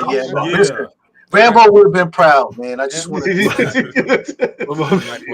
my man Grunts likes like Serena Williams playing tennis, bro. every last. Listen, this whole scene. You know what would have been crazy if this scene had no music in it and it was like an ASMR. All you heard was slicing, ping, and the whole time. If they would have took the music out, that would have been a good ASMR. Yeah, action scene. Right and there. when all the fight scene ended and they had that conversation and he's trying to get Daredevil to kill and he's talking do it bro, do it. That's the thing to me, bro. Like, first off, how do you so they figure out that Cole North is the dude who obviously, so they put two together that he killed White Tiger, right? Because of the bullet. Daredevil's so pissed about that, but he still won't kill. This dude is never going to kill anybody. He's not going to do it. He's not going to do it. He instead took the cane. That part was funny. We gotta wait though. He does kill. He does. Because he said it himself. I wanted to kill Bullseye when I threw his ass off the fucking roof. He does kill, but it takes a fucking lot. When he hit Cole North with the cane and knocked his head back like a Pez dispenser, that part was funny. He said he had him looking like this up to the sky, up to the ceiling. I thought he killed him. I thought he killed him when he did that shit. I was like, yo, he actually fucking killed him. And then, of course, Frank told him, "Oh, you ain't fucking kill him. Oh, you don't want to kill nobody? See, like that guy? Wow!" I was like, and then they get into the argument, and then all of a sudden, Matt said, "Shut up." Yeah. And then you hear the grenade. I thought that was when he's like, "Shut up!" and then he heard the grenade, and then he heard the grenade, and he said, "Grenade!" But he knows. But Frank knows. Frank knows to just shut his mouth over. He's like, "Oh, what? What'd you hear? What'd you hear?" Yeah, exactly. Shit. And then they jump out the window with the cane, and he latches his horn, and they fall on top of that roof of that car. I have a question because it's lack of knowledge from the comics. In the comics books, does Punisher always refer to Daredevil as Red? Is that a comic book thing, or is that he does? He calls him Red all the time? Okay. Yeah. I didn't remember if he called him Red or not, but I love, for some reason, I love the fact that he calls him Red. That's the nice thing he calls him in the fucking I know, I was going to say, because Punisher doesn't use any nice words. You go to the old comic books, they get it. They actually do have, him and Punisher do have a great dialogue in the comic book. It's fucking Charlie Cox and John Berthel have good chemistry. They have good chemistry. Very good chemistry. You could tell. But that's the thing, though, man. Like like they also like same with D'Onofrio, bro. I feel like they have great chemistry. Oh, too. yeah. D'Onofrio and Charlie Cox. They both have great chemistry. Why is it I kid you not, every time when I was watching Daredevil Born Again, as time went on again, not every time, but the first time that Fisk would show up, I will always the first thing I would always say is Vanessa, Vigilante. Those are the two, Vanessa and Vigilantes. Those are like his two most commonly used, and ironically, they both begin with V. He loves using those two words. He loves saying Vanessa, and he loves saying Vigilantes. Mm-hmm. And then when they land, they did the Batman landing because he doesn't know how to use this fucking thing. On top of the car, he get his ex baby girl come back. Karen pulls up. Karen pulls up. Side note, nice touch that Frank decided to show up to battle fully like shaved, probably some aftershave on. You know what I'm saying? Pulled up looking clean. I'm like, this fucking guy, bro. Like, he was like, "Oh, you shaved just for me?" I was like, "You motherfucker, you!" And then Karen up there nursing him back to health. Oh, it's one thing we forgot to mention. Daniel. When him and Buck went to go see them council members and they was telling them about themselves. Oh yeah. You see, it shows a lot of corruption, bro. He said you got fucking this amount of money in the Cayman Islands, like in stocks. I think it was like 500,000 pounds in stocks or something like that. Can we also talk about this? So they go back to Frank's hideout temporarily or whatever. Yeah. How about that whole little conversation where Matt is like, I heard your heartbeat when you were talking to Punisher. And I was like, Karen, you naughty girl, what the fuck you been up to? Why are you talking to Punisher like that? Why's your heartbeat? That whole standoffish shit. That whole standoffish shit where I was like, hey, Frank, what you doing, Frank? You were Karen about to get it. Hey, don't double dip it, man. That's not fair. Yeah, I don't know, bro. Listen, all Punisher wanted to do was stitch himself up and get some coffee. That's all he wanted to do. That was his own. That was his side quest. Motherfucking Daredevil told Daredevil, let's go out and you ain't got shit in here that you can't make coffee with. Oh, everybody can't be a prepper, fucking Frank. What the fuck? Can we talk about the chick that works for Fisk? She goes to the dude that was the head of the police. And he's Gallo. Like, I just want to know if you're on my side. And meanwhile, she's like recording every word he says. Every word. I was like, yo, that's he's crazy. Done out here. When I saw that, I said, oh, he's done out. He's done. Yeah, because I thought it was very interesting because I've saying to myself, why would they have that conversation in the hallway while he's there in his office when they could have talked about that outside of the building? I said something ain't right about this, and sure enough, when they pull up the phone with the recording later and he's hearing it, and she's standing outside the office crying her eyes out because she knows what she did was messed up. And first off, as a police commissioner, you going to see Fisk and you know the truth about him and you know he's the kingpin. Why ain't you strapped? Okay. He has a whole task force that's corrupt. You saw what they did in episode 8. He dipped a man's hand in hot oil. Yeah. There's plenty of time for him to be frisked and for all his weaponry to be removed. Mm-hmm. Yeah. Shit, but in my car, I would have had a couple stashed in there. Yeah, he got sent to that car. He said, "Take me home." I said, "You ain't going home." I knew that before the driver opened his mouth to say one word. Yeah, I said, "You're not going." I said, "You're not going home." Because it wasn't his usual driver. He's like, it wasn't. It was somebody he knew from a long time ago that he hadn't seen in a while, and it's dark in there. But when the light hits the neck, that's when you see the Punisher tattoo. I was like, "Yep, you're done. You're done." Let's since we're gonna be talking about this for a little bit, let's involve the hotheads a little bit here. Let's get some comments up and then we'll jump back into it. Electra heel turned in the Defenders. Oh, she did heel turn in the Defenders. Yeah. Okay. Well, makes sense. Defenders, not season 2. Okay. Yeah, that was it. Good call. Karen, laughy face Karen. I think Cole North task force guys survived the grenade bomb at Daredevil Matt Murdock's house. You think he survived the grenade? He survived, again, the power of the plot. Biggest villain. His hand was stuck to the wall, brother, man. If he survived that, I'm telling you, that's a plot armor. It is. No, wait. He didn't shoot him? He didn't shoot him. He didn't shoot him. They left the grenade. his hand was like stuck in the wall, like he couldn't move. Yeah, Frank stuck his hand. Punisher shot the other guy. Yeah, the guy was lying on the ground. Yeah, the other guy was on the ground. Yeah. Yes. Well, you know what? That is true. We didn't see him die technically, so yeah, he could have got away if you really think about it. I mean, I don't know. Armor. Armor. I'm sticking with that. How did no other superheroes or villains not get affected by the power outage? They're on vacation. They'll be back soon. you gotta also realize that with the power outage, you heard in I think it was one episode ago that the task force knocked out 30% of the vigilantes. Mm-hmm. So yeah. It'll be interesting. I'm sure we're gonna get more about that at the end. Kingpin sent a bullet to kill Matt Murdock in the hospital. But sent nobody for Bullseye, who's still at large or escaped from prison. Bullseye's probably on the run. We didn't see him. Did we see him in this episode? Yes. Yeah, he was at the beginning. He was at the beginning. Yeah. We did see him at the beginning. And the problem is, who are you gonna send to kill Bullseye? Yeah, that's your fucking. And he was meeting with Vanessa, right? That was Vanessa, right? That he was talking to in the beginning, but that was a flashback. That was a flashback. Okay, it had to be because she wouldn't be talking to him. He was in jail at that time. She was getting him out. Yeah, to do a thing for her, a mission for her, a kill for someone.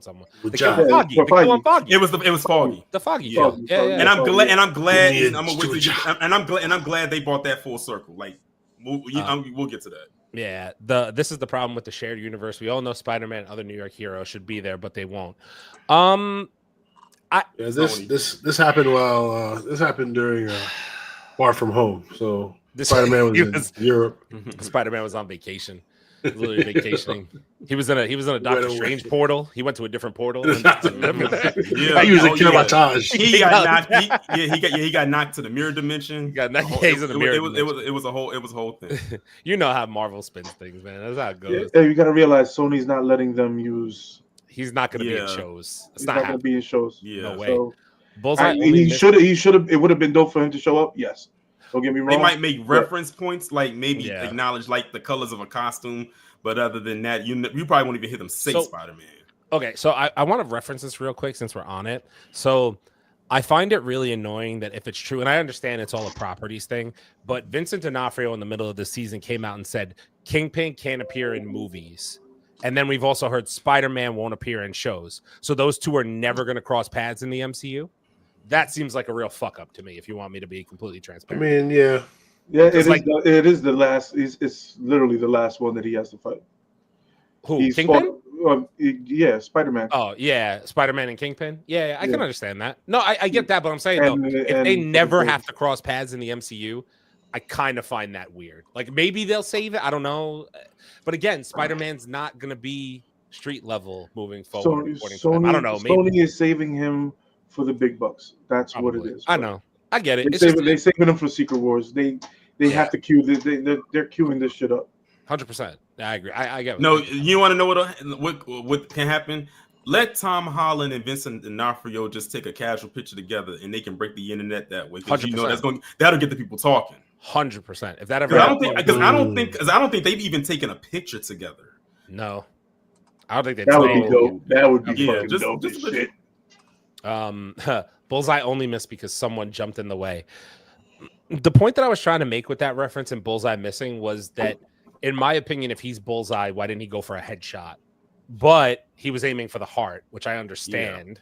Yeah. But I'm kind of like, if you're going for the kill shot, wouldn't you aim for the head and not the heart? I don't know. Again, I'm being nitpicky. I get it, but like, I don't know. It's just a thought that came in my head. He's Bullseye. Make it make sense. Make it make sense. Like, sometimes you're just like, yeah, whatever. I like when he said shotgun when Karen pulled up and he was giving them a ride. Oh yeah, brother. But that was good. That was good. Wasn't Daredevil still injured to be fighting so well after the hospital? The fight scene, you see him only using one arm or something. He was using one arm most of the fight. And he was in pain because when he was fighting, he kept grabbing him, He kept grabbing over here. Yeah, I saw that too. Yeah, to keep from bleeding out. He was trying to compress the wound at the same. Yeah, because if you saw when he was leaving the hospital, the blood was coming. He was bleeding down. Mm-hmm. Yep. Yeah. Only thing that would have made it better is if it was one shot. The shot that Punisher did in the apartment. Yeah, I could kind of see that. I could get that point. Yeah, that would have been dope. Broke his jaw, not killed him. So that's Matt when he hit Cole North. He's saying when he snapped his head back, broke his jaw. He hit him pretty hard. Yeah, fuck yeah. Is coffee a code word? For Punisher? Not Punisher. What's his name? Luke Cage. Oh. Because you know how Luke Cage always says want to get a cup of coffee. Want to get a cup of coffee. But we know what he was talking about. And it was so funny when that show came out. When that show came out and said when he kept saying you want to get a cup of coffee, and the next thing he's having sex with whoever he said that to, and you had people literally trying to use that as a pickup line, talking about want to get a cup of coffee. I said everybody's not gonna fall for that because not everybody's familiar with that line. But good luck trying it. Heather, the therapist, is full of crap and a waste. Do you know there's rumors out there? I know we'll probably talk more about it. I can't stand her. I liked her at the beginning, but I don't like her now. There's rumors going around out there that Heather, since she got appointed to Fisk's head of mental health, whatever the fuck he appointed her at the end, there's rumors going around that like she's gonna take over Muse's work and be like the Muse. I was like, well, that would be dumb. I was like, I don't like that theory. It's a theory. Nobody. That theory needs to go somewhere. That theory, if they did that, it'd be absolutely stupid. It would be dumb. It'd be take it from a guy who has a career in watching Criminal Minds. It does not. You have to have the right tragedies in order to become a Muse. She does not have those tragedies. She cannot be the unsub.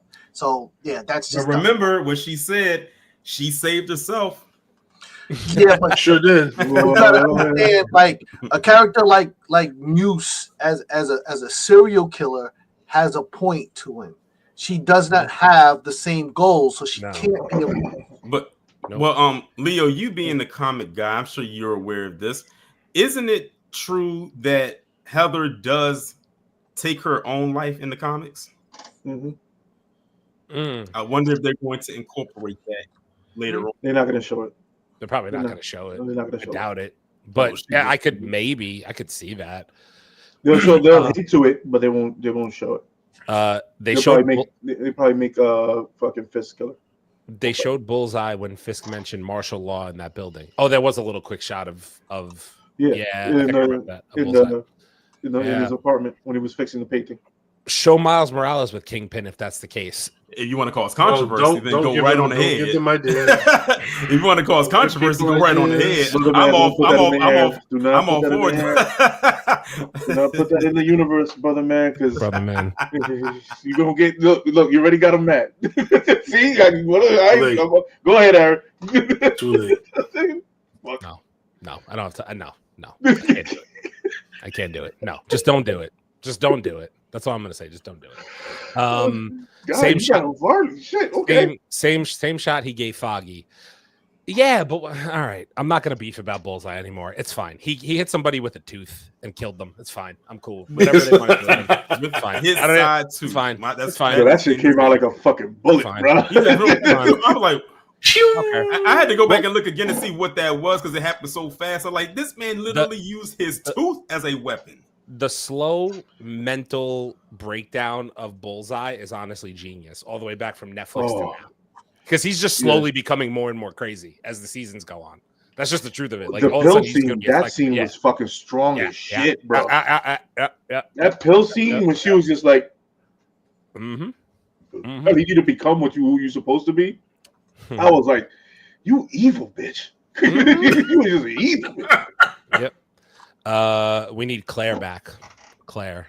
Oh, yes. Night Nurse. Let's go, baby. Awesome. Oh, Night Nurse. Bring the Night Nurse. Awesome. Bring my baby back. Listen, Rosario Dawson was racking up them Netflix checks when the Defenders, Luke Cage, Jessica Jones, and Iron Fist was on because she was on all of those shows. Dawson. She was on all of those shows. It was. So she was getting paid top. She was probably getting paid slightly more than the actual main character of each of those shows because she was on all of them.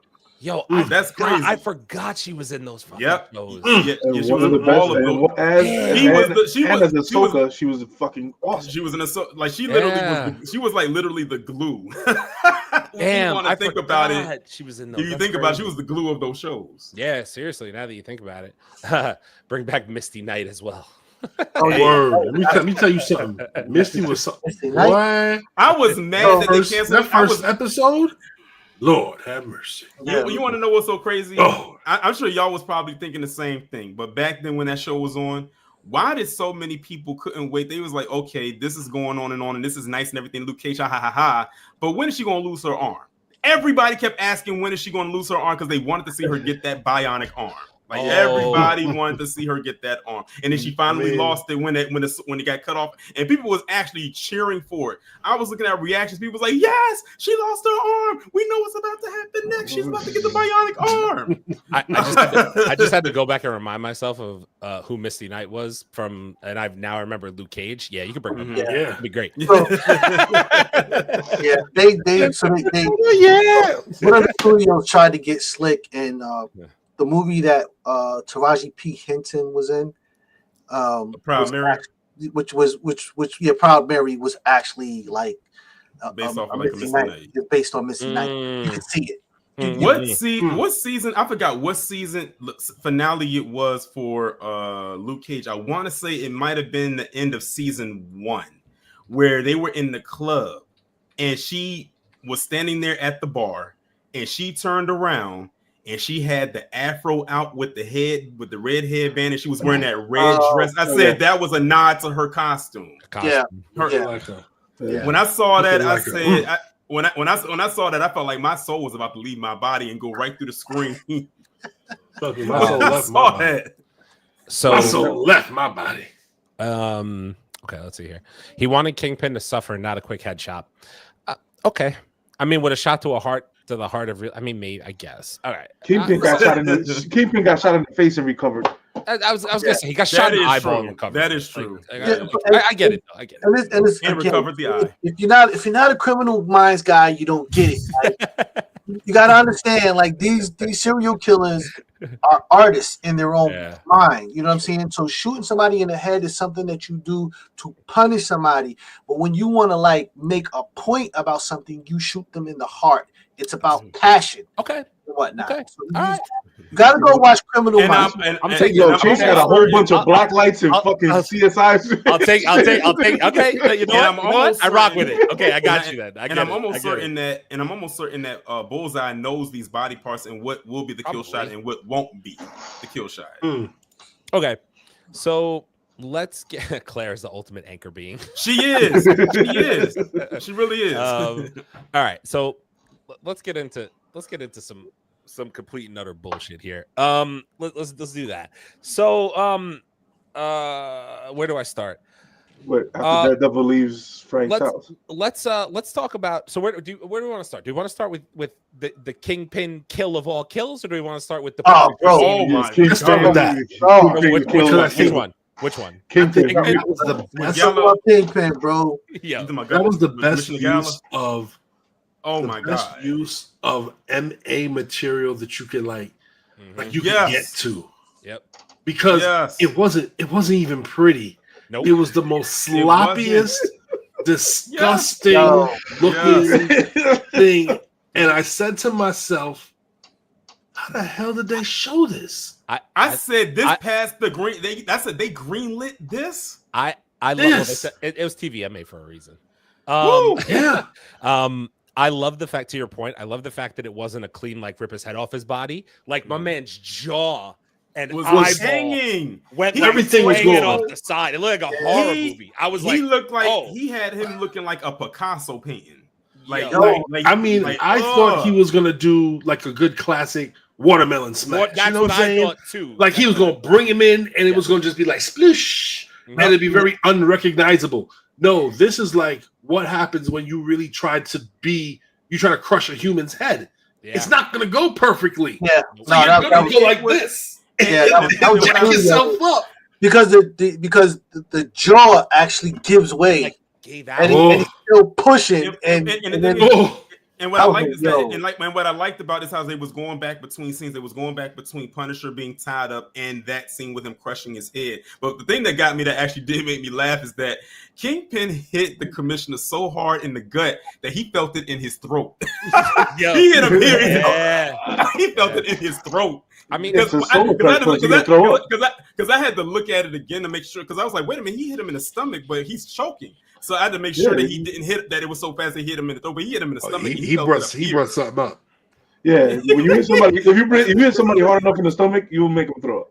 He hit him in his got him. No, but shout out to the guy that the commissioner, because I'm not gonna lie, when he did that, kind of. The jejunum. He hit him in the jejunum. He hit him in the fucking jejunum. But they showed it. You know, tropics, baby. But also too, shout out to the sound department, whoever is over the sound, because you could hear the man's skull crushing, his brain squishing while he's doing this. Beautiful. And it was in layers, like he was crushing him while he's giving a speech to him and the task force. He's like, look, this is the warning. If you dare cross me. Like, this is just the warning. And look, this is your former boss. This is who I took you away from to work for me. It's got to be Marvel's most gruesome kill. It has to be. It has to be Marvel's most gruesome kill to date. Everything else is PG-13. It's got to be. Yeah, and I like that it was. That whole episode was Marvel's gruesome skills. It was, bro. It got MA. I saw the MA. I was like, oh, okay. Think about it. Before that, when Punisher went and when he saw the task force, when he was taking them all out, he literally ripped someone's groin out with a pickaxe. Yeah. Okay, so if we're gonna talk about that as well, wait, hold on a second. One of the best Kingpin moments is when he got the napkin and tried to clean the blood off his face. And clean the blood. Yeah. He was like, I got a little something on me. I was like, what the fuck are you doing? And he wasn't even wiping. He was patting. I was like, motherfucker, what the hell is wrong with you? The fact that this motherfucker literally did what he did to that man and then went and had dinner with his wife right after is like, what the just a normal but not only that, but but before he did that, but before doing that, he made sure to address the city to tell them what was going on with the power outage, and then saying we're about to immediately implement martial law. Mm-hmm. He said we are about to implement martial law, and you're about to have an 8 p.m. curfew. A curfew in New York. You're in New York. When I saw that, I laughed. I was like, in New York, you won't have a curfew. In New York, I said that is an oxymoron because New York is known as a city that never sleeps. A city that never sleeps. A curfew in New York. 8 p.m. curfew with that. You know how well 8 p.m. curfew would work here, bro? That shit would not. You better bring the whole U.S. Army in this motherfucker if you want to give everybody 8 p.m. curfew. I'm over the moon. Damn sure gonna be outside. Right. I'm just gonna put it like this. Punisher goes to take on the task force. Okay, that's the dumbest thing I've ever seen in my life. Thank you. I'm glad that you said it. That was the dumbest thing. You know what my line ever. was about to see? I want whatever type of Kevlar Punisher had on. Because this motherfucker took 6 shotgun bullets to the goddamn back and didn't go down. It was all birdshot. It was all birdshot. It was all birdshot. It was all birdshot. You can take that. If you're a birdshot, you can take. Seriously, birdshot you can take. But Aaron, like whatever I've been saying the whole time, the armor he is wearing is the power of the plot. Literally, he is wearing some powerful plot armor. 6 shots, my dude. No. Not far shots. These shots. No, they were close. Away. Yeah, they were close. They were close range shots. But you gotta realize these guys don't want to kill him. I know. It didn't matter. He's the one that wants to die. I know, I get it, but that was the most non-Punisher thing I've ever seen him do. Yeah. It was. Any other time, if the Punisher was going in, he would have set up. He'd have been popping dudes off from far, right? Then getting a little bit closer. You know what I'm saying? No, he just walk straight down the hall that plot armor is strong. I'm wondering about that because it felt like he kind of wanted to get caught. It felt like he wanted to die. He wants to die. Yeah, but that's what I also his MO. His MO, he wants to join his family. What I also liked about the scene, he wanted to get caught though. What I also liked about the scene was the dialogue he was having with them, basically telling them like, y'all are out here doing this because y'all feel like I'm giving you inspiration because you just see me going out here just killing people, but that's not the reason. He says, I have a reason for why I'm doing this. Y'all literally bastardize what I'm doing just so y'all can give yourself an excuse to be a killer. This motherfucker called them a fanboys. Also, I just want to say also, like, very similar to the comic run where he went against the NYPD. Very, very similar to the comic run. Very, like, the whole dialogue, very similar. Yeah. But like, also, I saw that scan today. I was like, shit. Okay. Almost spot on, dude. I was like, oh, fuck, okay. One thing I did want to talk about was what happened when Karen and Matt went to Foggy's storage unit. And when they found that file, and then they find out that Foggy had stumbled upon something so deep than what he thought it was. He thought it was one thing, but it was something else. And then that's when they find out why he had the hit put on him and why he was killed. Yes. So they found out. So they were talking about was it a Freeport? Basically, they could just run amok over it and do whatever they wanted over there. They had no jurisdiction. Yeah. But ultimately, yes, you would have no jurisdiction. That is Kingpin, though. That's Kingpin's MO. He's always looking for the twist. He'll sell you whatever the fuck you want to hear, but at the end of the day, I'm making money. Yeah, like he said to his wife, like he said to Vanessa, he was like, "Honey, you did great with all the investments and all this other stuff. This is the plan. Look what I'm setting up." Mm-hmm. And when she saw it, you saw her smile on her fucking face when he started telling her his plan. She was like, "Oh yes, wrap those big ass hands around me." And then one scene that I did when they put when they were walking away and they had all the other senators and governor, whatever the fuck they are, the people in the cages. The vigilantes, all the vigilantes. Mm-hmm. No, they have all vigilantes. They have senators and governors. In all the people that were against him were in all the people that were against him. Okay, in those cages, yeah, okay. Mm-hmm. Like animals, like. But I will say this: those were some big cages. They were. Frank can take a fucking punch though. I mean, I'm still here. With those, DZ, you saw the gloves that they had on. Why no? It only took one. It only take one to make you cry for your mama. Those are good ones. He ate that too, and just still talking crap. Shit, you get hit by one of those gloves. The way that they hit him, there ain't no way you talking straight. My man was coming across him like from east to west. All right. So obviously, anything else before we get to like the end of the episode? Oh, the motherfucking zip ties when Frank was sitting in that chair. Did you guys notice that? This motherfucker had 8 zip ties on each fucking tie. He had 8 of them? Oh, damn! I didn't notice that. It was 4 on each arm. I was like, what? They had him locked. Yeah, you can't afford for him to get up, bro. No, not at all. You got no wiggle room, son. Nah. Yeah, you can't let him get up. Dude, and the cinematography of that shot with all the whole crew wearing Punisher emblems on their fucking thing. Yes. And him having the conversation with the main cop, like, hey, you can join us. You are a symbol for these guys. Whatever, we fucking want this from you. This motherfucker said, nah, you're a bunch of fucking fanboys. I was like, oh hell no. And he felt some type of way about that. The look on his face told it all. He didn't have to say a word. His face was crazy. Yeah, Frank just basically said, you on my diz. Like, yo, what? What expected that? This is interesting. I didn't catch this. Yeah, they were non-lethal. They said right before he attacked, no kill zone. I didn't catch that they said no kill zone before. Yeah, they said it. They said do not kill him. It's like, don't kill him. I didn't hear that part. Okay, all right, fair. I missed that. Then I'm gonna have to go back and check that out because I missed that part. Punisher had some Kevlar cold North on hat on as well. Yo, he did have Punisher always wears that.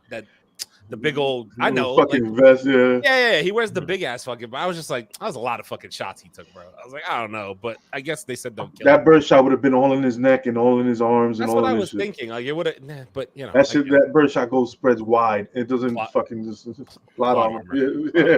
Plot armor. Fun fact: Cole North is also an enhanced human with great boxing and hand-to-hand skills, so he possibly could have survived the grenade, but we haven't seen that he's that yet in the MCU. That's the problem. The comic, I agree with you. Yes, he is, but we didn't see that.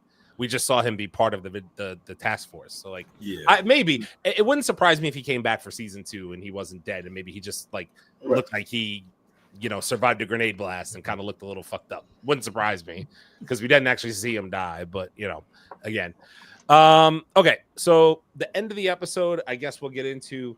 We kind of see that obviously. I think the big line that everybody takes away is like, "Oh, gonna need an army or whatever." It did not live up to what I was thinking. Yeah. So then it pans to the bar, and you kind of see like, So this is the question I get. So this is the question I actually wanted to pose to you guys because there's a couple different. Obviously, a lot of people are theorizing coming out of this. Right. So the army he was referring to. So the people who were there in the bar are obviously not going to be much help to him in terms of a fight. So the two theories going on out there are, because it's been heavily speculated the Defenders are coming back for season 2.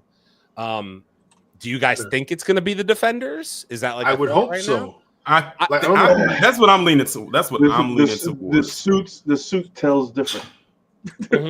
So, oh, go ahead. No, go ahead. If you were gonna say something, DZ, go. Oh, no. Okay. So here's what I will say that I thought was interesting, and I guess kind of I'm gonna give you guys a hear me out because I actually had to go and do like a little bit of a dive on it. So you know how we got the early rumors and we saw Daredevil in the black suit for season 2 and all that. So there's a comic run with Daredevil where he's in the black suit and he's really not with the Defenders. Instead, he's with the Hand. So my thoughts are maybe the Hand comes back for season 2. No, this is what actually happened. It goes from the Hand. He goes hunting. He goes looking for the Hand. For help. Right. So like people are like, it's not going to be the Defenders like everybody thinks. He's going to go hunting for the Hand for help. And the Double D Daredevil, black suit Daredevil, ain't nothing to fuck with. Right. Well, that I know. I know the black suits, but listen, I'm gonna tell you guys, I'm here for the black suit. I know what version of Daredevil. I know what version of Daredevil that is. That motherfucker there. He fucking kill people. At this point, let Matt go get the Hand. Let him go get the Defender. Shoot, I'll take it a step further and go get the Daughters of the Dragon. No, but the thing is, he's. I think. Okay, so this is my theory. He's gonna get the Hand. He can't control the Hand. He brings the Defenders in to help him to stop the Hand. Perfect plot line. Okay, yeah, maybe. Yeah, because you give it the perfect plot line. Because after the Hand takes out Fist, it takes out the fucking the little police force, because they ain't got a chance against the fucking Hand. So after he does that, the Hand turns on Daredevil. Yeah. He needs to get help. Mm-hmm. The Defenders, bring your ass back in here. That's I could see it. I could see it. And I'm gonna be honest with you, if that's where we're going, cooking. That's what he's going. That's what he would need because not saying that Matt can't hold his own, but you got Jessica Jones who has super strength. You have Luke Cage who is impenetrable to bullets, and he has super strength. And you have Iron Fist who has that. The name speaks for itself. The glow. The glow. Got the glow. Daredevil. Sorry, Brother Man wanted me to go back and read this. Sorry, Brother Man, I must have missed this one. Could the army Daredevil's referring to also include the jail vigilantes from Kingpin's basement along with the Punisher? No. The jail vigilantes. I don't know. The thing is, I think we saw one vigilante, but you saw a swordsman. But then you have Frank Castle there, so that's why you have Frank. So he was there. Oh yeah, I forgot about that. Yeah, he was there. Yo, that was a fucked up scene too. God damn it. Reminded me of Rorschach and Watchmen. But that's the way that's the way the story would make sense to me. The way I said it is because the Hand in the comic books fucking turned on Daredevil. Yeah, okay. Because they didn't want to give back control to the people. Fuck that. Fist already did half of the job. All we gotta do is kill a couple more motherfuckers, and then the whole city is ours. We control everything. I can see that. I get what you're saying. If that's the case, it's gonna be.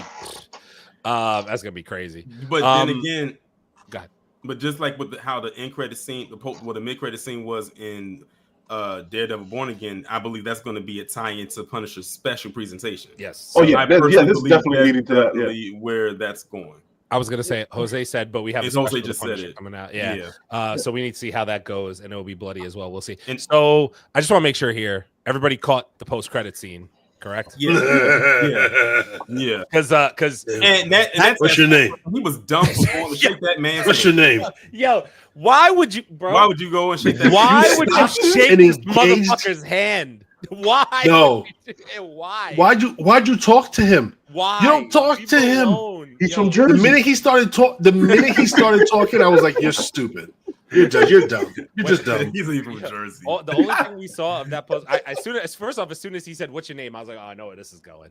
And then obviously it happened. And then I'm gonna use Chase's line here. That arm is never gonna fucking heal. That arm's never. Listen, he grabbed his head, never healed. He grabbed his head, broke his wrist, pulled his whole arm in, and broke his arm. He broke the whole arm, the whole thing. He dead, bro. He dead. He broke the whole thing. Yeah, that shit was. He's never gonna throw the ball out at Yankee Stadium, bro. That's just done. That shit was fucking nasty as hell when he did it. And you said, Torian, the sound effects. Mm-hmm. Yes. Mm-hmm. The sound. When he broke that motherfucker, you heard it. I grabbed my arm. So like, so obviously we mentioned it. So the Punisher special is going to come out. If the Punisher special is as bloody as this shit, I appreciate you. Imagine a whole hour of carnage. Imagine. Yeah. Can't wait. Yeah. So now we can put to bed. Now we can put to bed that he did sign that contract. That it has to be the same kind of Punisher. 100%. That he wanted, or he wasn't going to do it. 100%. And we got the contract was fulfilled. Yeah, exactly. That's what I'm saying. So now we know the rumors were true. So whoever broke that rumor, you were right on the fucking money. Okay, so here's the last theory that I'll put out there at least. So obviously we got Defenders one, the Hand one. The Hand one makes a lot of sense to me, to be honest with you. The whole thing you said, Leah, actually makes a lot of sense to me with the Hand and then the Defenders. Makes a ton of sense. It would be fucking. It would be incredible too. Okay, wait. Before I do that, I'll get so. The other rumor is Muse is also in a cell. Is Muse in a cell or is he fucking dead? Muse is dead. The thing is, we have Muse when Muse died. Mm-hmm. Kingpin comes in and sees the body. Mm-hmm. He looked like he was fucking dead. Mm-hmm. But also Muse is supposedly one of the mutants or whatever in the comic books. Inhumans. He's one of the Inhumans. I'm sorry. He's one of the Inhumans, so he's resistant to bullets. So I don't know. Because if they decide to bring him back, they have to. Lucy, you got a lot of explaining to do. You got a lot of explaining to do. You got to explain to us how. Because I went back and like I said, everybody, I wanted to see where those shots landed. That shit was center mask. Center mask. That shit was center. I don't know how the fuck she pulled it off, but she got center mask shots. I was like, God damn. Okay. Something just popped up in my head, and I have to go back to the bank episode. Which we all just pretty much deem it as a reminder, of Kamala Khan. But now that Matt knows who she is, and apparently, even though this didn't happen in an episode, let's just say he went to her home and had dinner with her dad and her family, and she might not have been there because she was supposed to be out in LA with friends. But we know what that is. Do you think there's a possibility that if they ever do the Young Avengers and she's there, that Matt might pop up even as a cameo because of her? After Matt popped up in She-Hulk, he could be in anything. Or when he popped up in No Way Home, anything. Yeah, I think they're hinting to they've been hinting for the West Coast Avengers and the Young Avengers. They've been hinting on that for the longest time now. So, She-Hulk took place in LA too. So, sorry, that took place in LA. So it's like they're giving you all these little fruits and vegetables and all this other stuff. They're putting it there. They're throwing the little bug out, and they're trying to build something. Where they're going to go with it and how it ends up, it's different. I don't know. Yeah. But if the way I see it going is going to be West Coast Avengers, so I'm more concerned to the buildup of what we're going to get with Fantastic Four, leading to Secret Wars, and leaving this as Daredevil TVMA for Disney Plus. Okay. And leave Punisher for Disney Plus until you get to that apex. Because I would love to see a special presentation of the final season of Daredevil be that big fight between the Defenders and the Hand. Oh shit! Okay, I would love that to be like either a special presentation. Okay. Because it's depending how the second season goes. Yeah, agreed. The second season must come out next year, right? Speaking of which, I was just about to say my next point was going to be before we do our normal man cave thing on the way out. So rumor has it today that a new season of Daredevil is supposed to be every year from now on for the next couple of years. Thumbs up or thumbs down on that? If it's a way that I'm going with it, I want a thumbs up. If it could be on the up and up, I'm a thumbs up it. Yeah. Listen, it's not hard to do. What's hard to do is stay on Disney Plus. Like, don't get me wrong, like it's got a couple of great episodes, but listen, I fell asleep on a couple of episodes. Like, and I spent today kind of binge watching, going back through it. There's a lot of storyline in there that just didn't need to happen, and they could have spent a lot more time giving us the meat of this thing. Is this fight for Kingpin and Daredevil to be whom they are, created more situations where they are more tempted to become who they are. All of these sideline plots with Hush and some of these other people just was not necessary and whatnot. Do you think? Oh, I got a question for everybody. Do you think that they did a right thing cutting it down from 18 episodes to 8? Yes. Yeah. Definitely. You wouldn't have got anything until like episode 6. Right. Okay. Yeah. I also just think that I think that so here's what I will say. With that, so obviously we're gonna do our rating thing momentarily. But what I will say is this show did just enough to keep me intrigued moving forward because I see the potential it could have. The Hand, Defenders, Punisher special, how Ruthless Fisk looked at the end, right? They gave me just enough to like, I'm not out. You kind of like, you got me on the hook a little bit. I'm holding on by like a pinky finger. I'm here. We're nibbling at the shit. I'm here. Come on. You're saying 97. No, hell no. But the fact of the matter is, the directors and the writers who did the last 2 episodes, they're supposed to be the team moving forward on Daredevil. That gives me hope for it to be fire moving forward. That's all the hope I have, because originally it was written by a different team. They incorporated a half and half story with 2 different teams. And this team who did the last episode did episode 9, 8, and 1. And those, in my opinion, were the best episodes of the season, outside of maybe 5 or 6, whatever that middle episode was, that 5, 6 one. Outside of that, the rest of those were the really good episodes. So it gives me enough to be like, okay, I'm here for that team to write this moving forward, because I think it would be good and directed. So like, that's where I kind of like agree at this point. So that being said, Daredevil, Born Again, season 1, rated 1 through 10. Everybody, I gave it whoever an wants 8. to go first. An 8. Oh boy, for the overall season? Overall season, the whole season, because it was like overall. Yeah, I gave it an 8. All right. I've seen worse, and by worse I mean She-Hulk. Don't get Leo. Don't get Leo. They shooting. They look. Where's Charles, man? God damn it. Charles. Who else? 1 through 10. He in his skin. Give me a rating. 1 through 10. Go ahead. Wow. Oh man, I'm gonna give it a 7.5.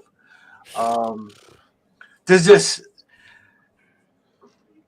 the scene, the episodes that were great, but the ones where it just, I won't call it filler, but it just did not satiate my hunger, was terrible. And for me to fall asleep on it, it's just like, bruh. I hear you. I think with this show, it was pushing the envelope and saying, look at what what we can do when we really go there as far as the gruesomeness goes. Because that right there, they really went over the top with it in a good way. And it's basically saying, look, we can do this with shows where this applies to. We don't have to hold back anymore. Let Daredevil Born Again be that door opening so they can actually have more shows like this to come in, and let that be the foundation to build upon. Yeah, I can understand that. I can understand that. DZ Leo, go for it. Go ahead. Go, bro. Shoot. Me personally, I give it an 8.5. Okay. Just because of, I hope the way that they're going is that way, and also the fucking acting. I can't get over how good Kingpin was, how good fucking Matt was. It was solid. Even the fucking cops just had me good with the fucking acting. So I was like, shit. Okay, these side characters are good. His assistant is good. His the lady was good in acting. The fucking psychiatrist, his girlfriend. I just couldn't stand her after that episode, but she did all right. She made me hate her. That was her job. She made me hate her. So she did her thing. Muse, it was like a off and on with me. Deserve better. He deserved as a character. He did deserve better. 9 times out of 10, he did 10 out of 10. He deserved better than that. But if it goes the way I think it should go, after I finish talking to Kevin and sell him on this shit and get us a paycheck. So after that meeting with Kevin, we'll talk about it. Sit down and chop it up. Let's see. But I give it an 8.5. All right, DZ, you want to go? You want me to go? I was thoroughly disappointed throughout every episode or so. I definitely didn't get enough Daredevil. I got a lot of Matt Murdock. I got a crazy Punisher, and then a stupid Punisher, but then a redemption Punisher. I'm like, all right, cool, but it took them too long to get here. They got that's exactly what I'm saying. I got a crazy Punisher, then a stupid Punisher, then I got like a little redemption in the end. But yeah, too much time without the suit on for it to be the Daredevil show. So I'm giving it like a 6.74. Damn. 7. God damn, we put the 4 in there. You can't just give it a fucking 6.7. Nope, 6.74. You just gotta be the odd one. Because when you round it, it still says it's 6.7. All right, listen, that's fair. I'll wrap it on this. I really thought about it. The action I got in here, the violence, the arm breaks, the leg breaks, a lot of those aren't going to heal. I get it. I appreciate it. The jaw, it was great. Those parts were great. But to DZ's points, it was far and few between. A couple episodes, a lot of filler, not enough time in the suit for me. That being said, I will also somewhat agree with Leo here. I see what they're kind of going for moving forward. I get it. And I'm hopeful that in the future, there's going to be a lot more action regarding hopefully the hand, the defenders, all that. All that being said, for this season, in a nutshell, I'm giving it like a 6.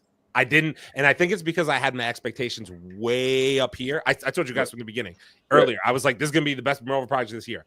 I had it set that high, and I didn't get that. So I'm like disappointed. So I'm putting it at a 6. It's not to say I hated it. I love some parts. It was just like I got lost in the middle. To Chase's point, I fell asleep twice. I don't fall asleep during Marvel shit. I fell asleep twice in 2 episodes, and I was like, it was just too much. I needed more. But I'm hopeful. I'm hopeful for the future. I'm excited about future seasons. Let's check the comments. I gotta say one thing though. Go shoot. If you do the fucking hand and you get those suits wrong, I'm gonna rip this shit a fucking apart. Oh man, yeah. Because there is signature shit in the fucking hands ninja suits. Agreed. You fuck this up. I'm gonna fucking rip this shit apart. We're talking about the hand. We are not talking about the foot. Turtles. It's not turtles. Fuck no. It's not those boggy eyes. It's not those boggy eyes fucking suits. No. This is the fucking hand. You fuck up these suits, we won't have problems. All right. Let's get some comments in here. So maybe do Daredevil twice a year if that's the case. No. Once a year. It's fine. Once a year. Again, scheduling is a thing. Yeah, once a year. There's too much shooting to do. I mean, I get what you're saying, that brother man, because it's a lot of storytelling. I just think they need to do a better, like the pacing in the show was like the worst thing for me. The pacing just got really down sometimes, and then when it really hit, it was like, oh damn, really really good. But then it like pacing just went down to like, I don't know. It's a whole thing. You cannot have martial law. I'm New York and not acknowledge every vigilante in New York saying what the fuck. Yeah, I mean like you can't have martial law. I'm New York and not acknowledge every single vigilante in New York saying what the fuck. I mean, yeah, but there's like a budget. You know what I'm saying? You can't have you just as a budget. Like there's a budget. It is what it is. Hey, like, I get what you're saying. Deadpool said it's like Deadpool. They couldn't afford it anymore. They couldn't afford anymore. What you for Punisher? That's it. That's all I get. Couldn't afford anymore. Like I don't know, man. Pretty much able. Nostalgic. I'm gonna go back to your Fantastic Four thing momentarily because I feel like we could end off on that. This show should have been one long season one. Clearly, how it was shot could have been. This show should have been one long season one. Clearly, how it was shot. Oh, you're saying like the original 18 episodes? Yeah, but I feel like people would have given up in the middle. To Chase's point earlier, I kind of agree with that. I feel like the middle would have got very drawn out if it was 18 episodes because it just. By the third or fourth episode, nobody's watching this freak. I feel like it would have died out completely. Making it a short season like they did was the way to go. That's the only thing I would say. They could have made this 3 episodes and just packed it full of goodness, and we wouldn't have cared and whatnot. Agreed. Reminds me of CW shows the way it was done. CW shows is crazy. No, come on, stop. I can't compare. We wouldn't say that all that. Jesus Christ! Because a CW show would not do what they had. Okay, so you're not gonna get the crushed. You ain't gonna get the crushed head, but I got my heroes in the suit every episode. Well, that's true. Daredevil's also shit. Daredevil's also a good show, not just a great superhero show. Okay, I can see that point. Yes, it is a good show. The dialogue is good. The acting is really good. I get that point. But he's a superhero that's fighting through something. But is he trying not to be? He's a lawyer from Hell's Kitchen. Don't give a shit. Exactly. He's supposed to do detective shit too. He's a superhero. Like Batman, heartbeat 14 blocks away. You a superhero, motherfucker. Let's go. This is like a mid-season finale, and we're gonna get the rest in 11 months. Kind of. That's kind of how it felt. It's kind of how it felt at the end. It feels like it's gonna be a continuation. You're like, okay, like I get it. But for me, they left it off in a great place because if we get that we're gonna get that Punisher fucking special presentation. Oh, yes. Daredevil was good but slow. Nice finale though. Solid acting. Yeah, I mean, I can't disagree. That's basically what we say. Yeah, I agree. Make Daredevil command the hand like in the comics. Marvel won't do it. Cowards. Ooh, imagine black suit, Abel. The black suit. If they do that shit, bro, yo, you know how hard that would go. Oh why not? I mean, we already saw them have Kingpin crush the commissioner's head. I mean, at this point, you can only go to distance. You're getting a Punisher special presentation. We're going far. At this point, you would only go there. Torian, that run in the comics of Daredevil, though, like that's a different Daredevil, bro. That's a different guy than the guy you've seen. And guess what? But Aaron, guess what? It's a different day. It's a different day. Oh, I mean, maybe you listen. Yeah, you put the black suit on, all of a sudden shit changes. You know what I'm saying? Like I get it. I get it. I understand. I hope that's the case. Plus, that Man Without Fear is fucking a great run too. It's crazy. It's crazy. 7 out of 10. I give it a 6 for the slow. And I'm being nice because episodes 1, 8, and 9. Yeah, 1, 8, and 9 really did like save what was the scene. I think I don't want to harp on it, but I think to this point, I think the thing to me was that, and I could be alone in this. I think Kingpin, Punisher, like shined more than Matt Murdock and Daredevil throughout the whole. Like when they were on, you were like glued to them when you were watching. You know what I'm saying? Mm-hmm. Like you were like everything they did. Think about Punisher back to the 3rd episode when he had that whole interaction with Matt. You were glued to Punisher. You know what I'm saying? Everything he was saying. You know, I'd say that anytime that Matt put on the suit, I was glued. I could, yeah, but he put on the suit twice. 4 times. I was gonna say 2 times, 3 times. No, 4 times. It was like when he fought Muse, he had the suit on. He did 1 4 9. And when he saved her, that's another one. Oh, you're right. Actually, I'm sorry. 1 4. That was such a small snippet. I forgot about it too. 1 4 6 and 9. That was a good fight. 1 4 7 9. It was 4. It was 4 times. It was 4. The office fight, and the train fight were good fights. They were and to me. They were good fights. Don't forget the bank. But he wasn't in the suit. No, he wasn't in the suit in the bank yet. What was it? Absolutely. No, the one thing that saved that whole bank thing was when he fucking did that drop kick to that guy's leg in the fucking under the tunnel. Crazy. I'll put it this way. That was pretty sweet. I would say he was in a suit. He was in a suit, but not the Daredevil suit, because he did do that. Okay. 6.75. 6.75. The drop kick was nice.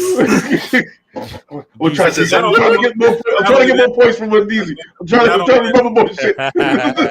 He will never dance again. I'll tell you that much. Let's go. But also too, when he smashed his face in that shattered glass from that bottle before he did the drop kick. Oh yeah, that part. Yeah, that shit was dope. That shit was tight. I mean, you literally saw the shards of glass poking out of this man's face. Stop fighting for it, okay? 6.75 is as high as I'm going. All right, that's it. She-Hulk still worse. It's crazy. It's still worse. It's absolutely true. And I got way more She-Hulk than I got Daredevil. So 6 not much. 6 not much Daredevil action. All the Netflix seasons were better. Season 2 of Daredevil was not good. It was not good. Season 1 and 3 were fire. Season 2 was not that good. Yeah. Season 2 was not that, like this is comparable to season 2. I might take this over. The only good thing that was good about season 1 was that one stairwell scene, that one shot stairwell scene. I think that was the first episode of season 2. Like, what a way to kick the season off. That scene is and then it fell flat after that. After that second season 1. Let's see here. Solid show, but it's a Marvel superhero, so it didn't live up to the name. Everything else is good, great acting, just lackluster for what it was supposed to be. It was lackluster at times. I agree. They did not do justice for villains and superheroes. They did a show besides Bullseye, but only partially. Bullseye got done justice in the show. I'd agree with that. They did him good. They did him really good. Bullseye was he did great. He made me want to have that ability. Tooth. Daredevil is one big Matlock rerun. Matlock rerun's crazy. Nostalgic. Come on. Nostalgic. If Matlock was fucking a good show, don't you do that. Hey, you are disrespecting your elders. Show. Okay, he was a damn good lawyer. You're disrespecting your elders. Exactly. You're nostalgic too. Come on, Matlock. You can't compare him to Matlock. Shit. Matlock was damn good, brother. It's a damn show. Him and Perry Mason. Woo! Shit. Punisher. I almost became a lawyer because of them. Punisher shined more than Matt in season 2 of the Netflix show. Yeah, I think he. I would agree. That was more of his season. I would agree with that. I think so. Let's see here. So I'm gonna rewatch that season. What I wanted to say for last was Nostalgic up here said, did you guys talk about Fantastic Four trailer? So you'll see if you stay up for a little while longer, you'll see our reaction to Fantastic Four. You will see it. We're gonna do it as soon as we get out of here. As soon as we get in here. And be on the lookout. We got a new trailer for 28 Years Later, and we also going to give you a Sandman trailer too. Yeah, those are coming up. Those will be coming up. When I saw this today and they showed the trailer for Fight or Flight, that movie looks insane. Yeah, I saw a little bit of that. I have to see the whole thing though. Nostalgic. I think. Do you want to talk about Fantastic Four? Or do you want to save it for our trailer reaction? Save it for the trailer reaction. Save it for the trailer reaction. Okay. All right. Nostalgic. No disrespect. We're gonna save it for the trailer reaction because we want to really talk about it. You'll see our reaction there. Don't call Herbie Jar Jar. That's not even. Yeah, I was gonna say that was. Don't even do that. I'm gonna acknowledge you right here. Don't do that. That's a little. That's some blasphemy. That's blasphemy right there, bro. You told it Herbie fucking George? Not on my Herbie, son. Not my Herbie, bro. Yo, that's a hot take. Nostalgic. Yeah, nostalgic. That might be one. Bro. that might be the first one. I think that is one. When I see Herbie, especially like in the trailer, kind of since we want to do a Star Wars reference, kind of remind me of R2-D2. A little bit because of the sounds that it makes. Mainly, and the colors just before R2-D2, and the colors too. Yeah, the colors too. Considering the fact that Herbie existed before R2-D2. Yes. So you think R2-D2? Let's leave it right at that. I'm going to leave it at that. All right. Yeah, you're right. All right, guys. We appreciate you guys being here with us tonight. That's a wrap for Daredevil. That's a wrap for episode. What the hell episode is this? 163. That's the one. Yeah. 163. It is. We appreciate you guys hanging out. We got trailer reactions to do. Fantastic Four, Thunderbolt's final trailer, Fantastic Four official trailer. 28 days later, we got work to do. Peoples, these bills don't pay themselves. All right, we're gonna get out of here. We appreciate you guys hanging out with us. We hope you guys enjoyed Daredevil. Something new next week. Be on the lookout. Last of Us Mondays, we drop our episode reviews, so this way you guys get it as soon as the episode drops on Sunday. You guys get it from us on Mondays, so be on the lookout for those as well. From all of us here at Mancave101 Podcast, appreciate you guys hanging out with us. Catch you guys later. Peace. I still don't like Ellie. Ellie can get it. I'm sorry, Ellie can just kick rocks. That's crazy. Okay.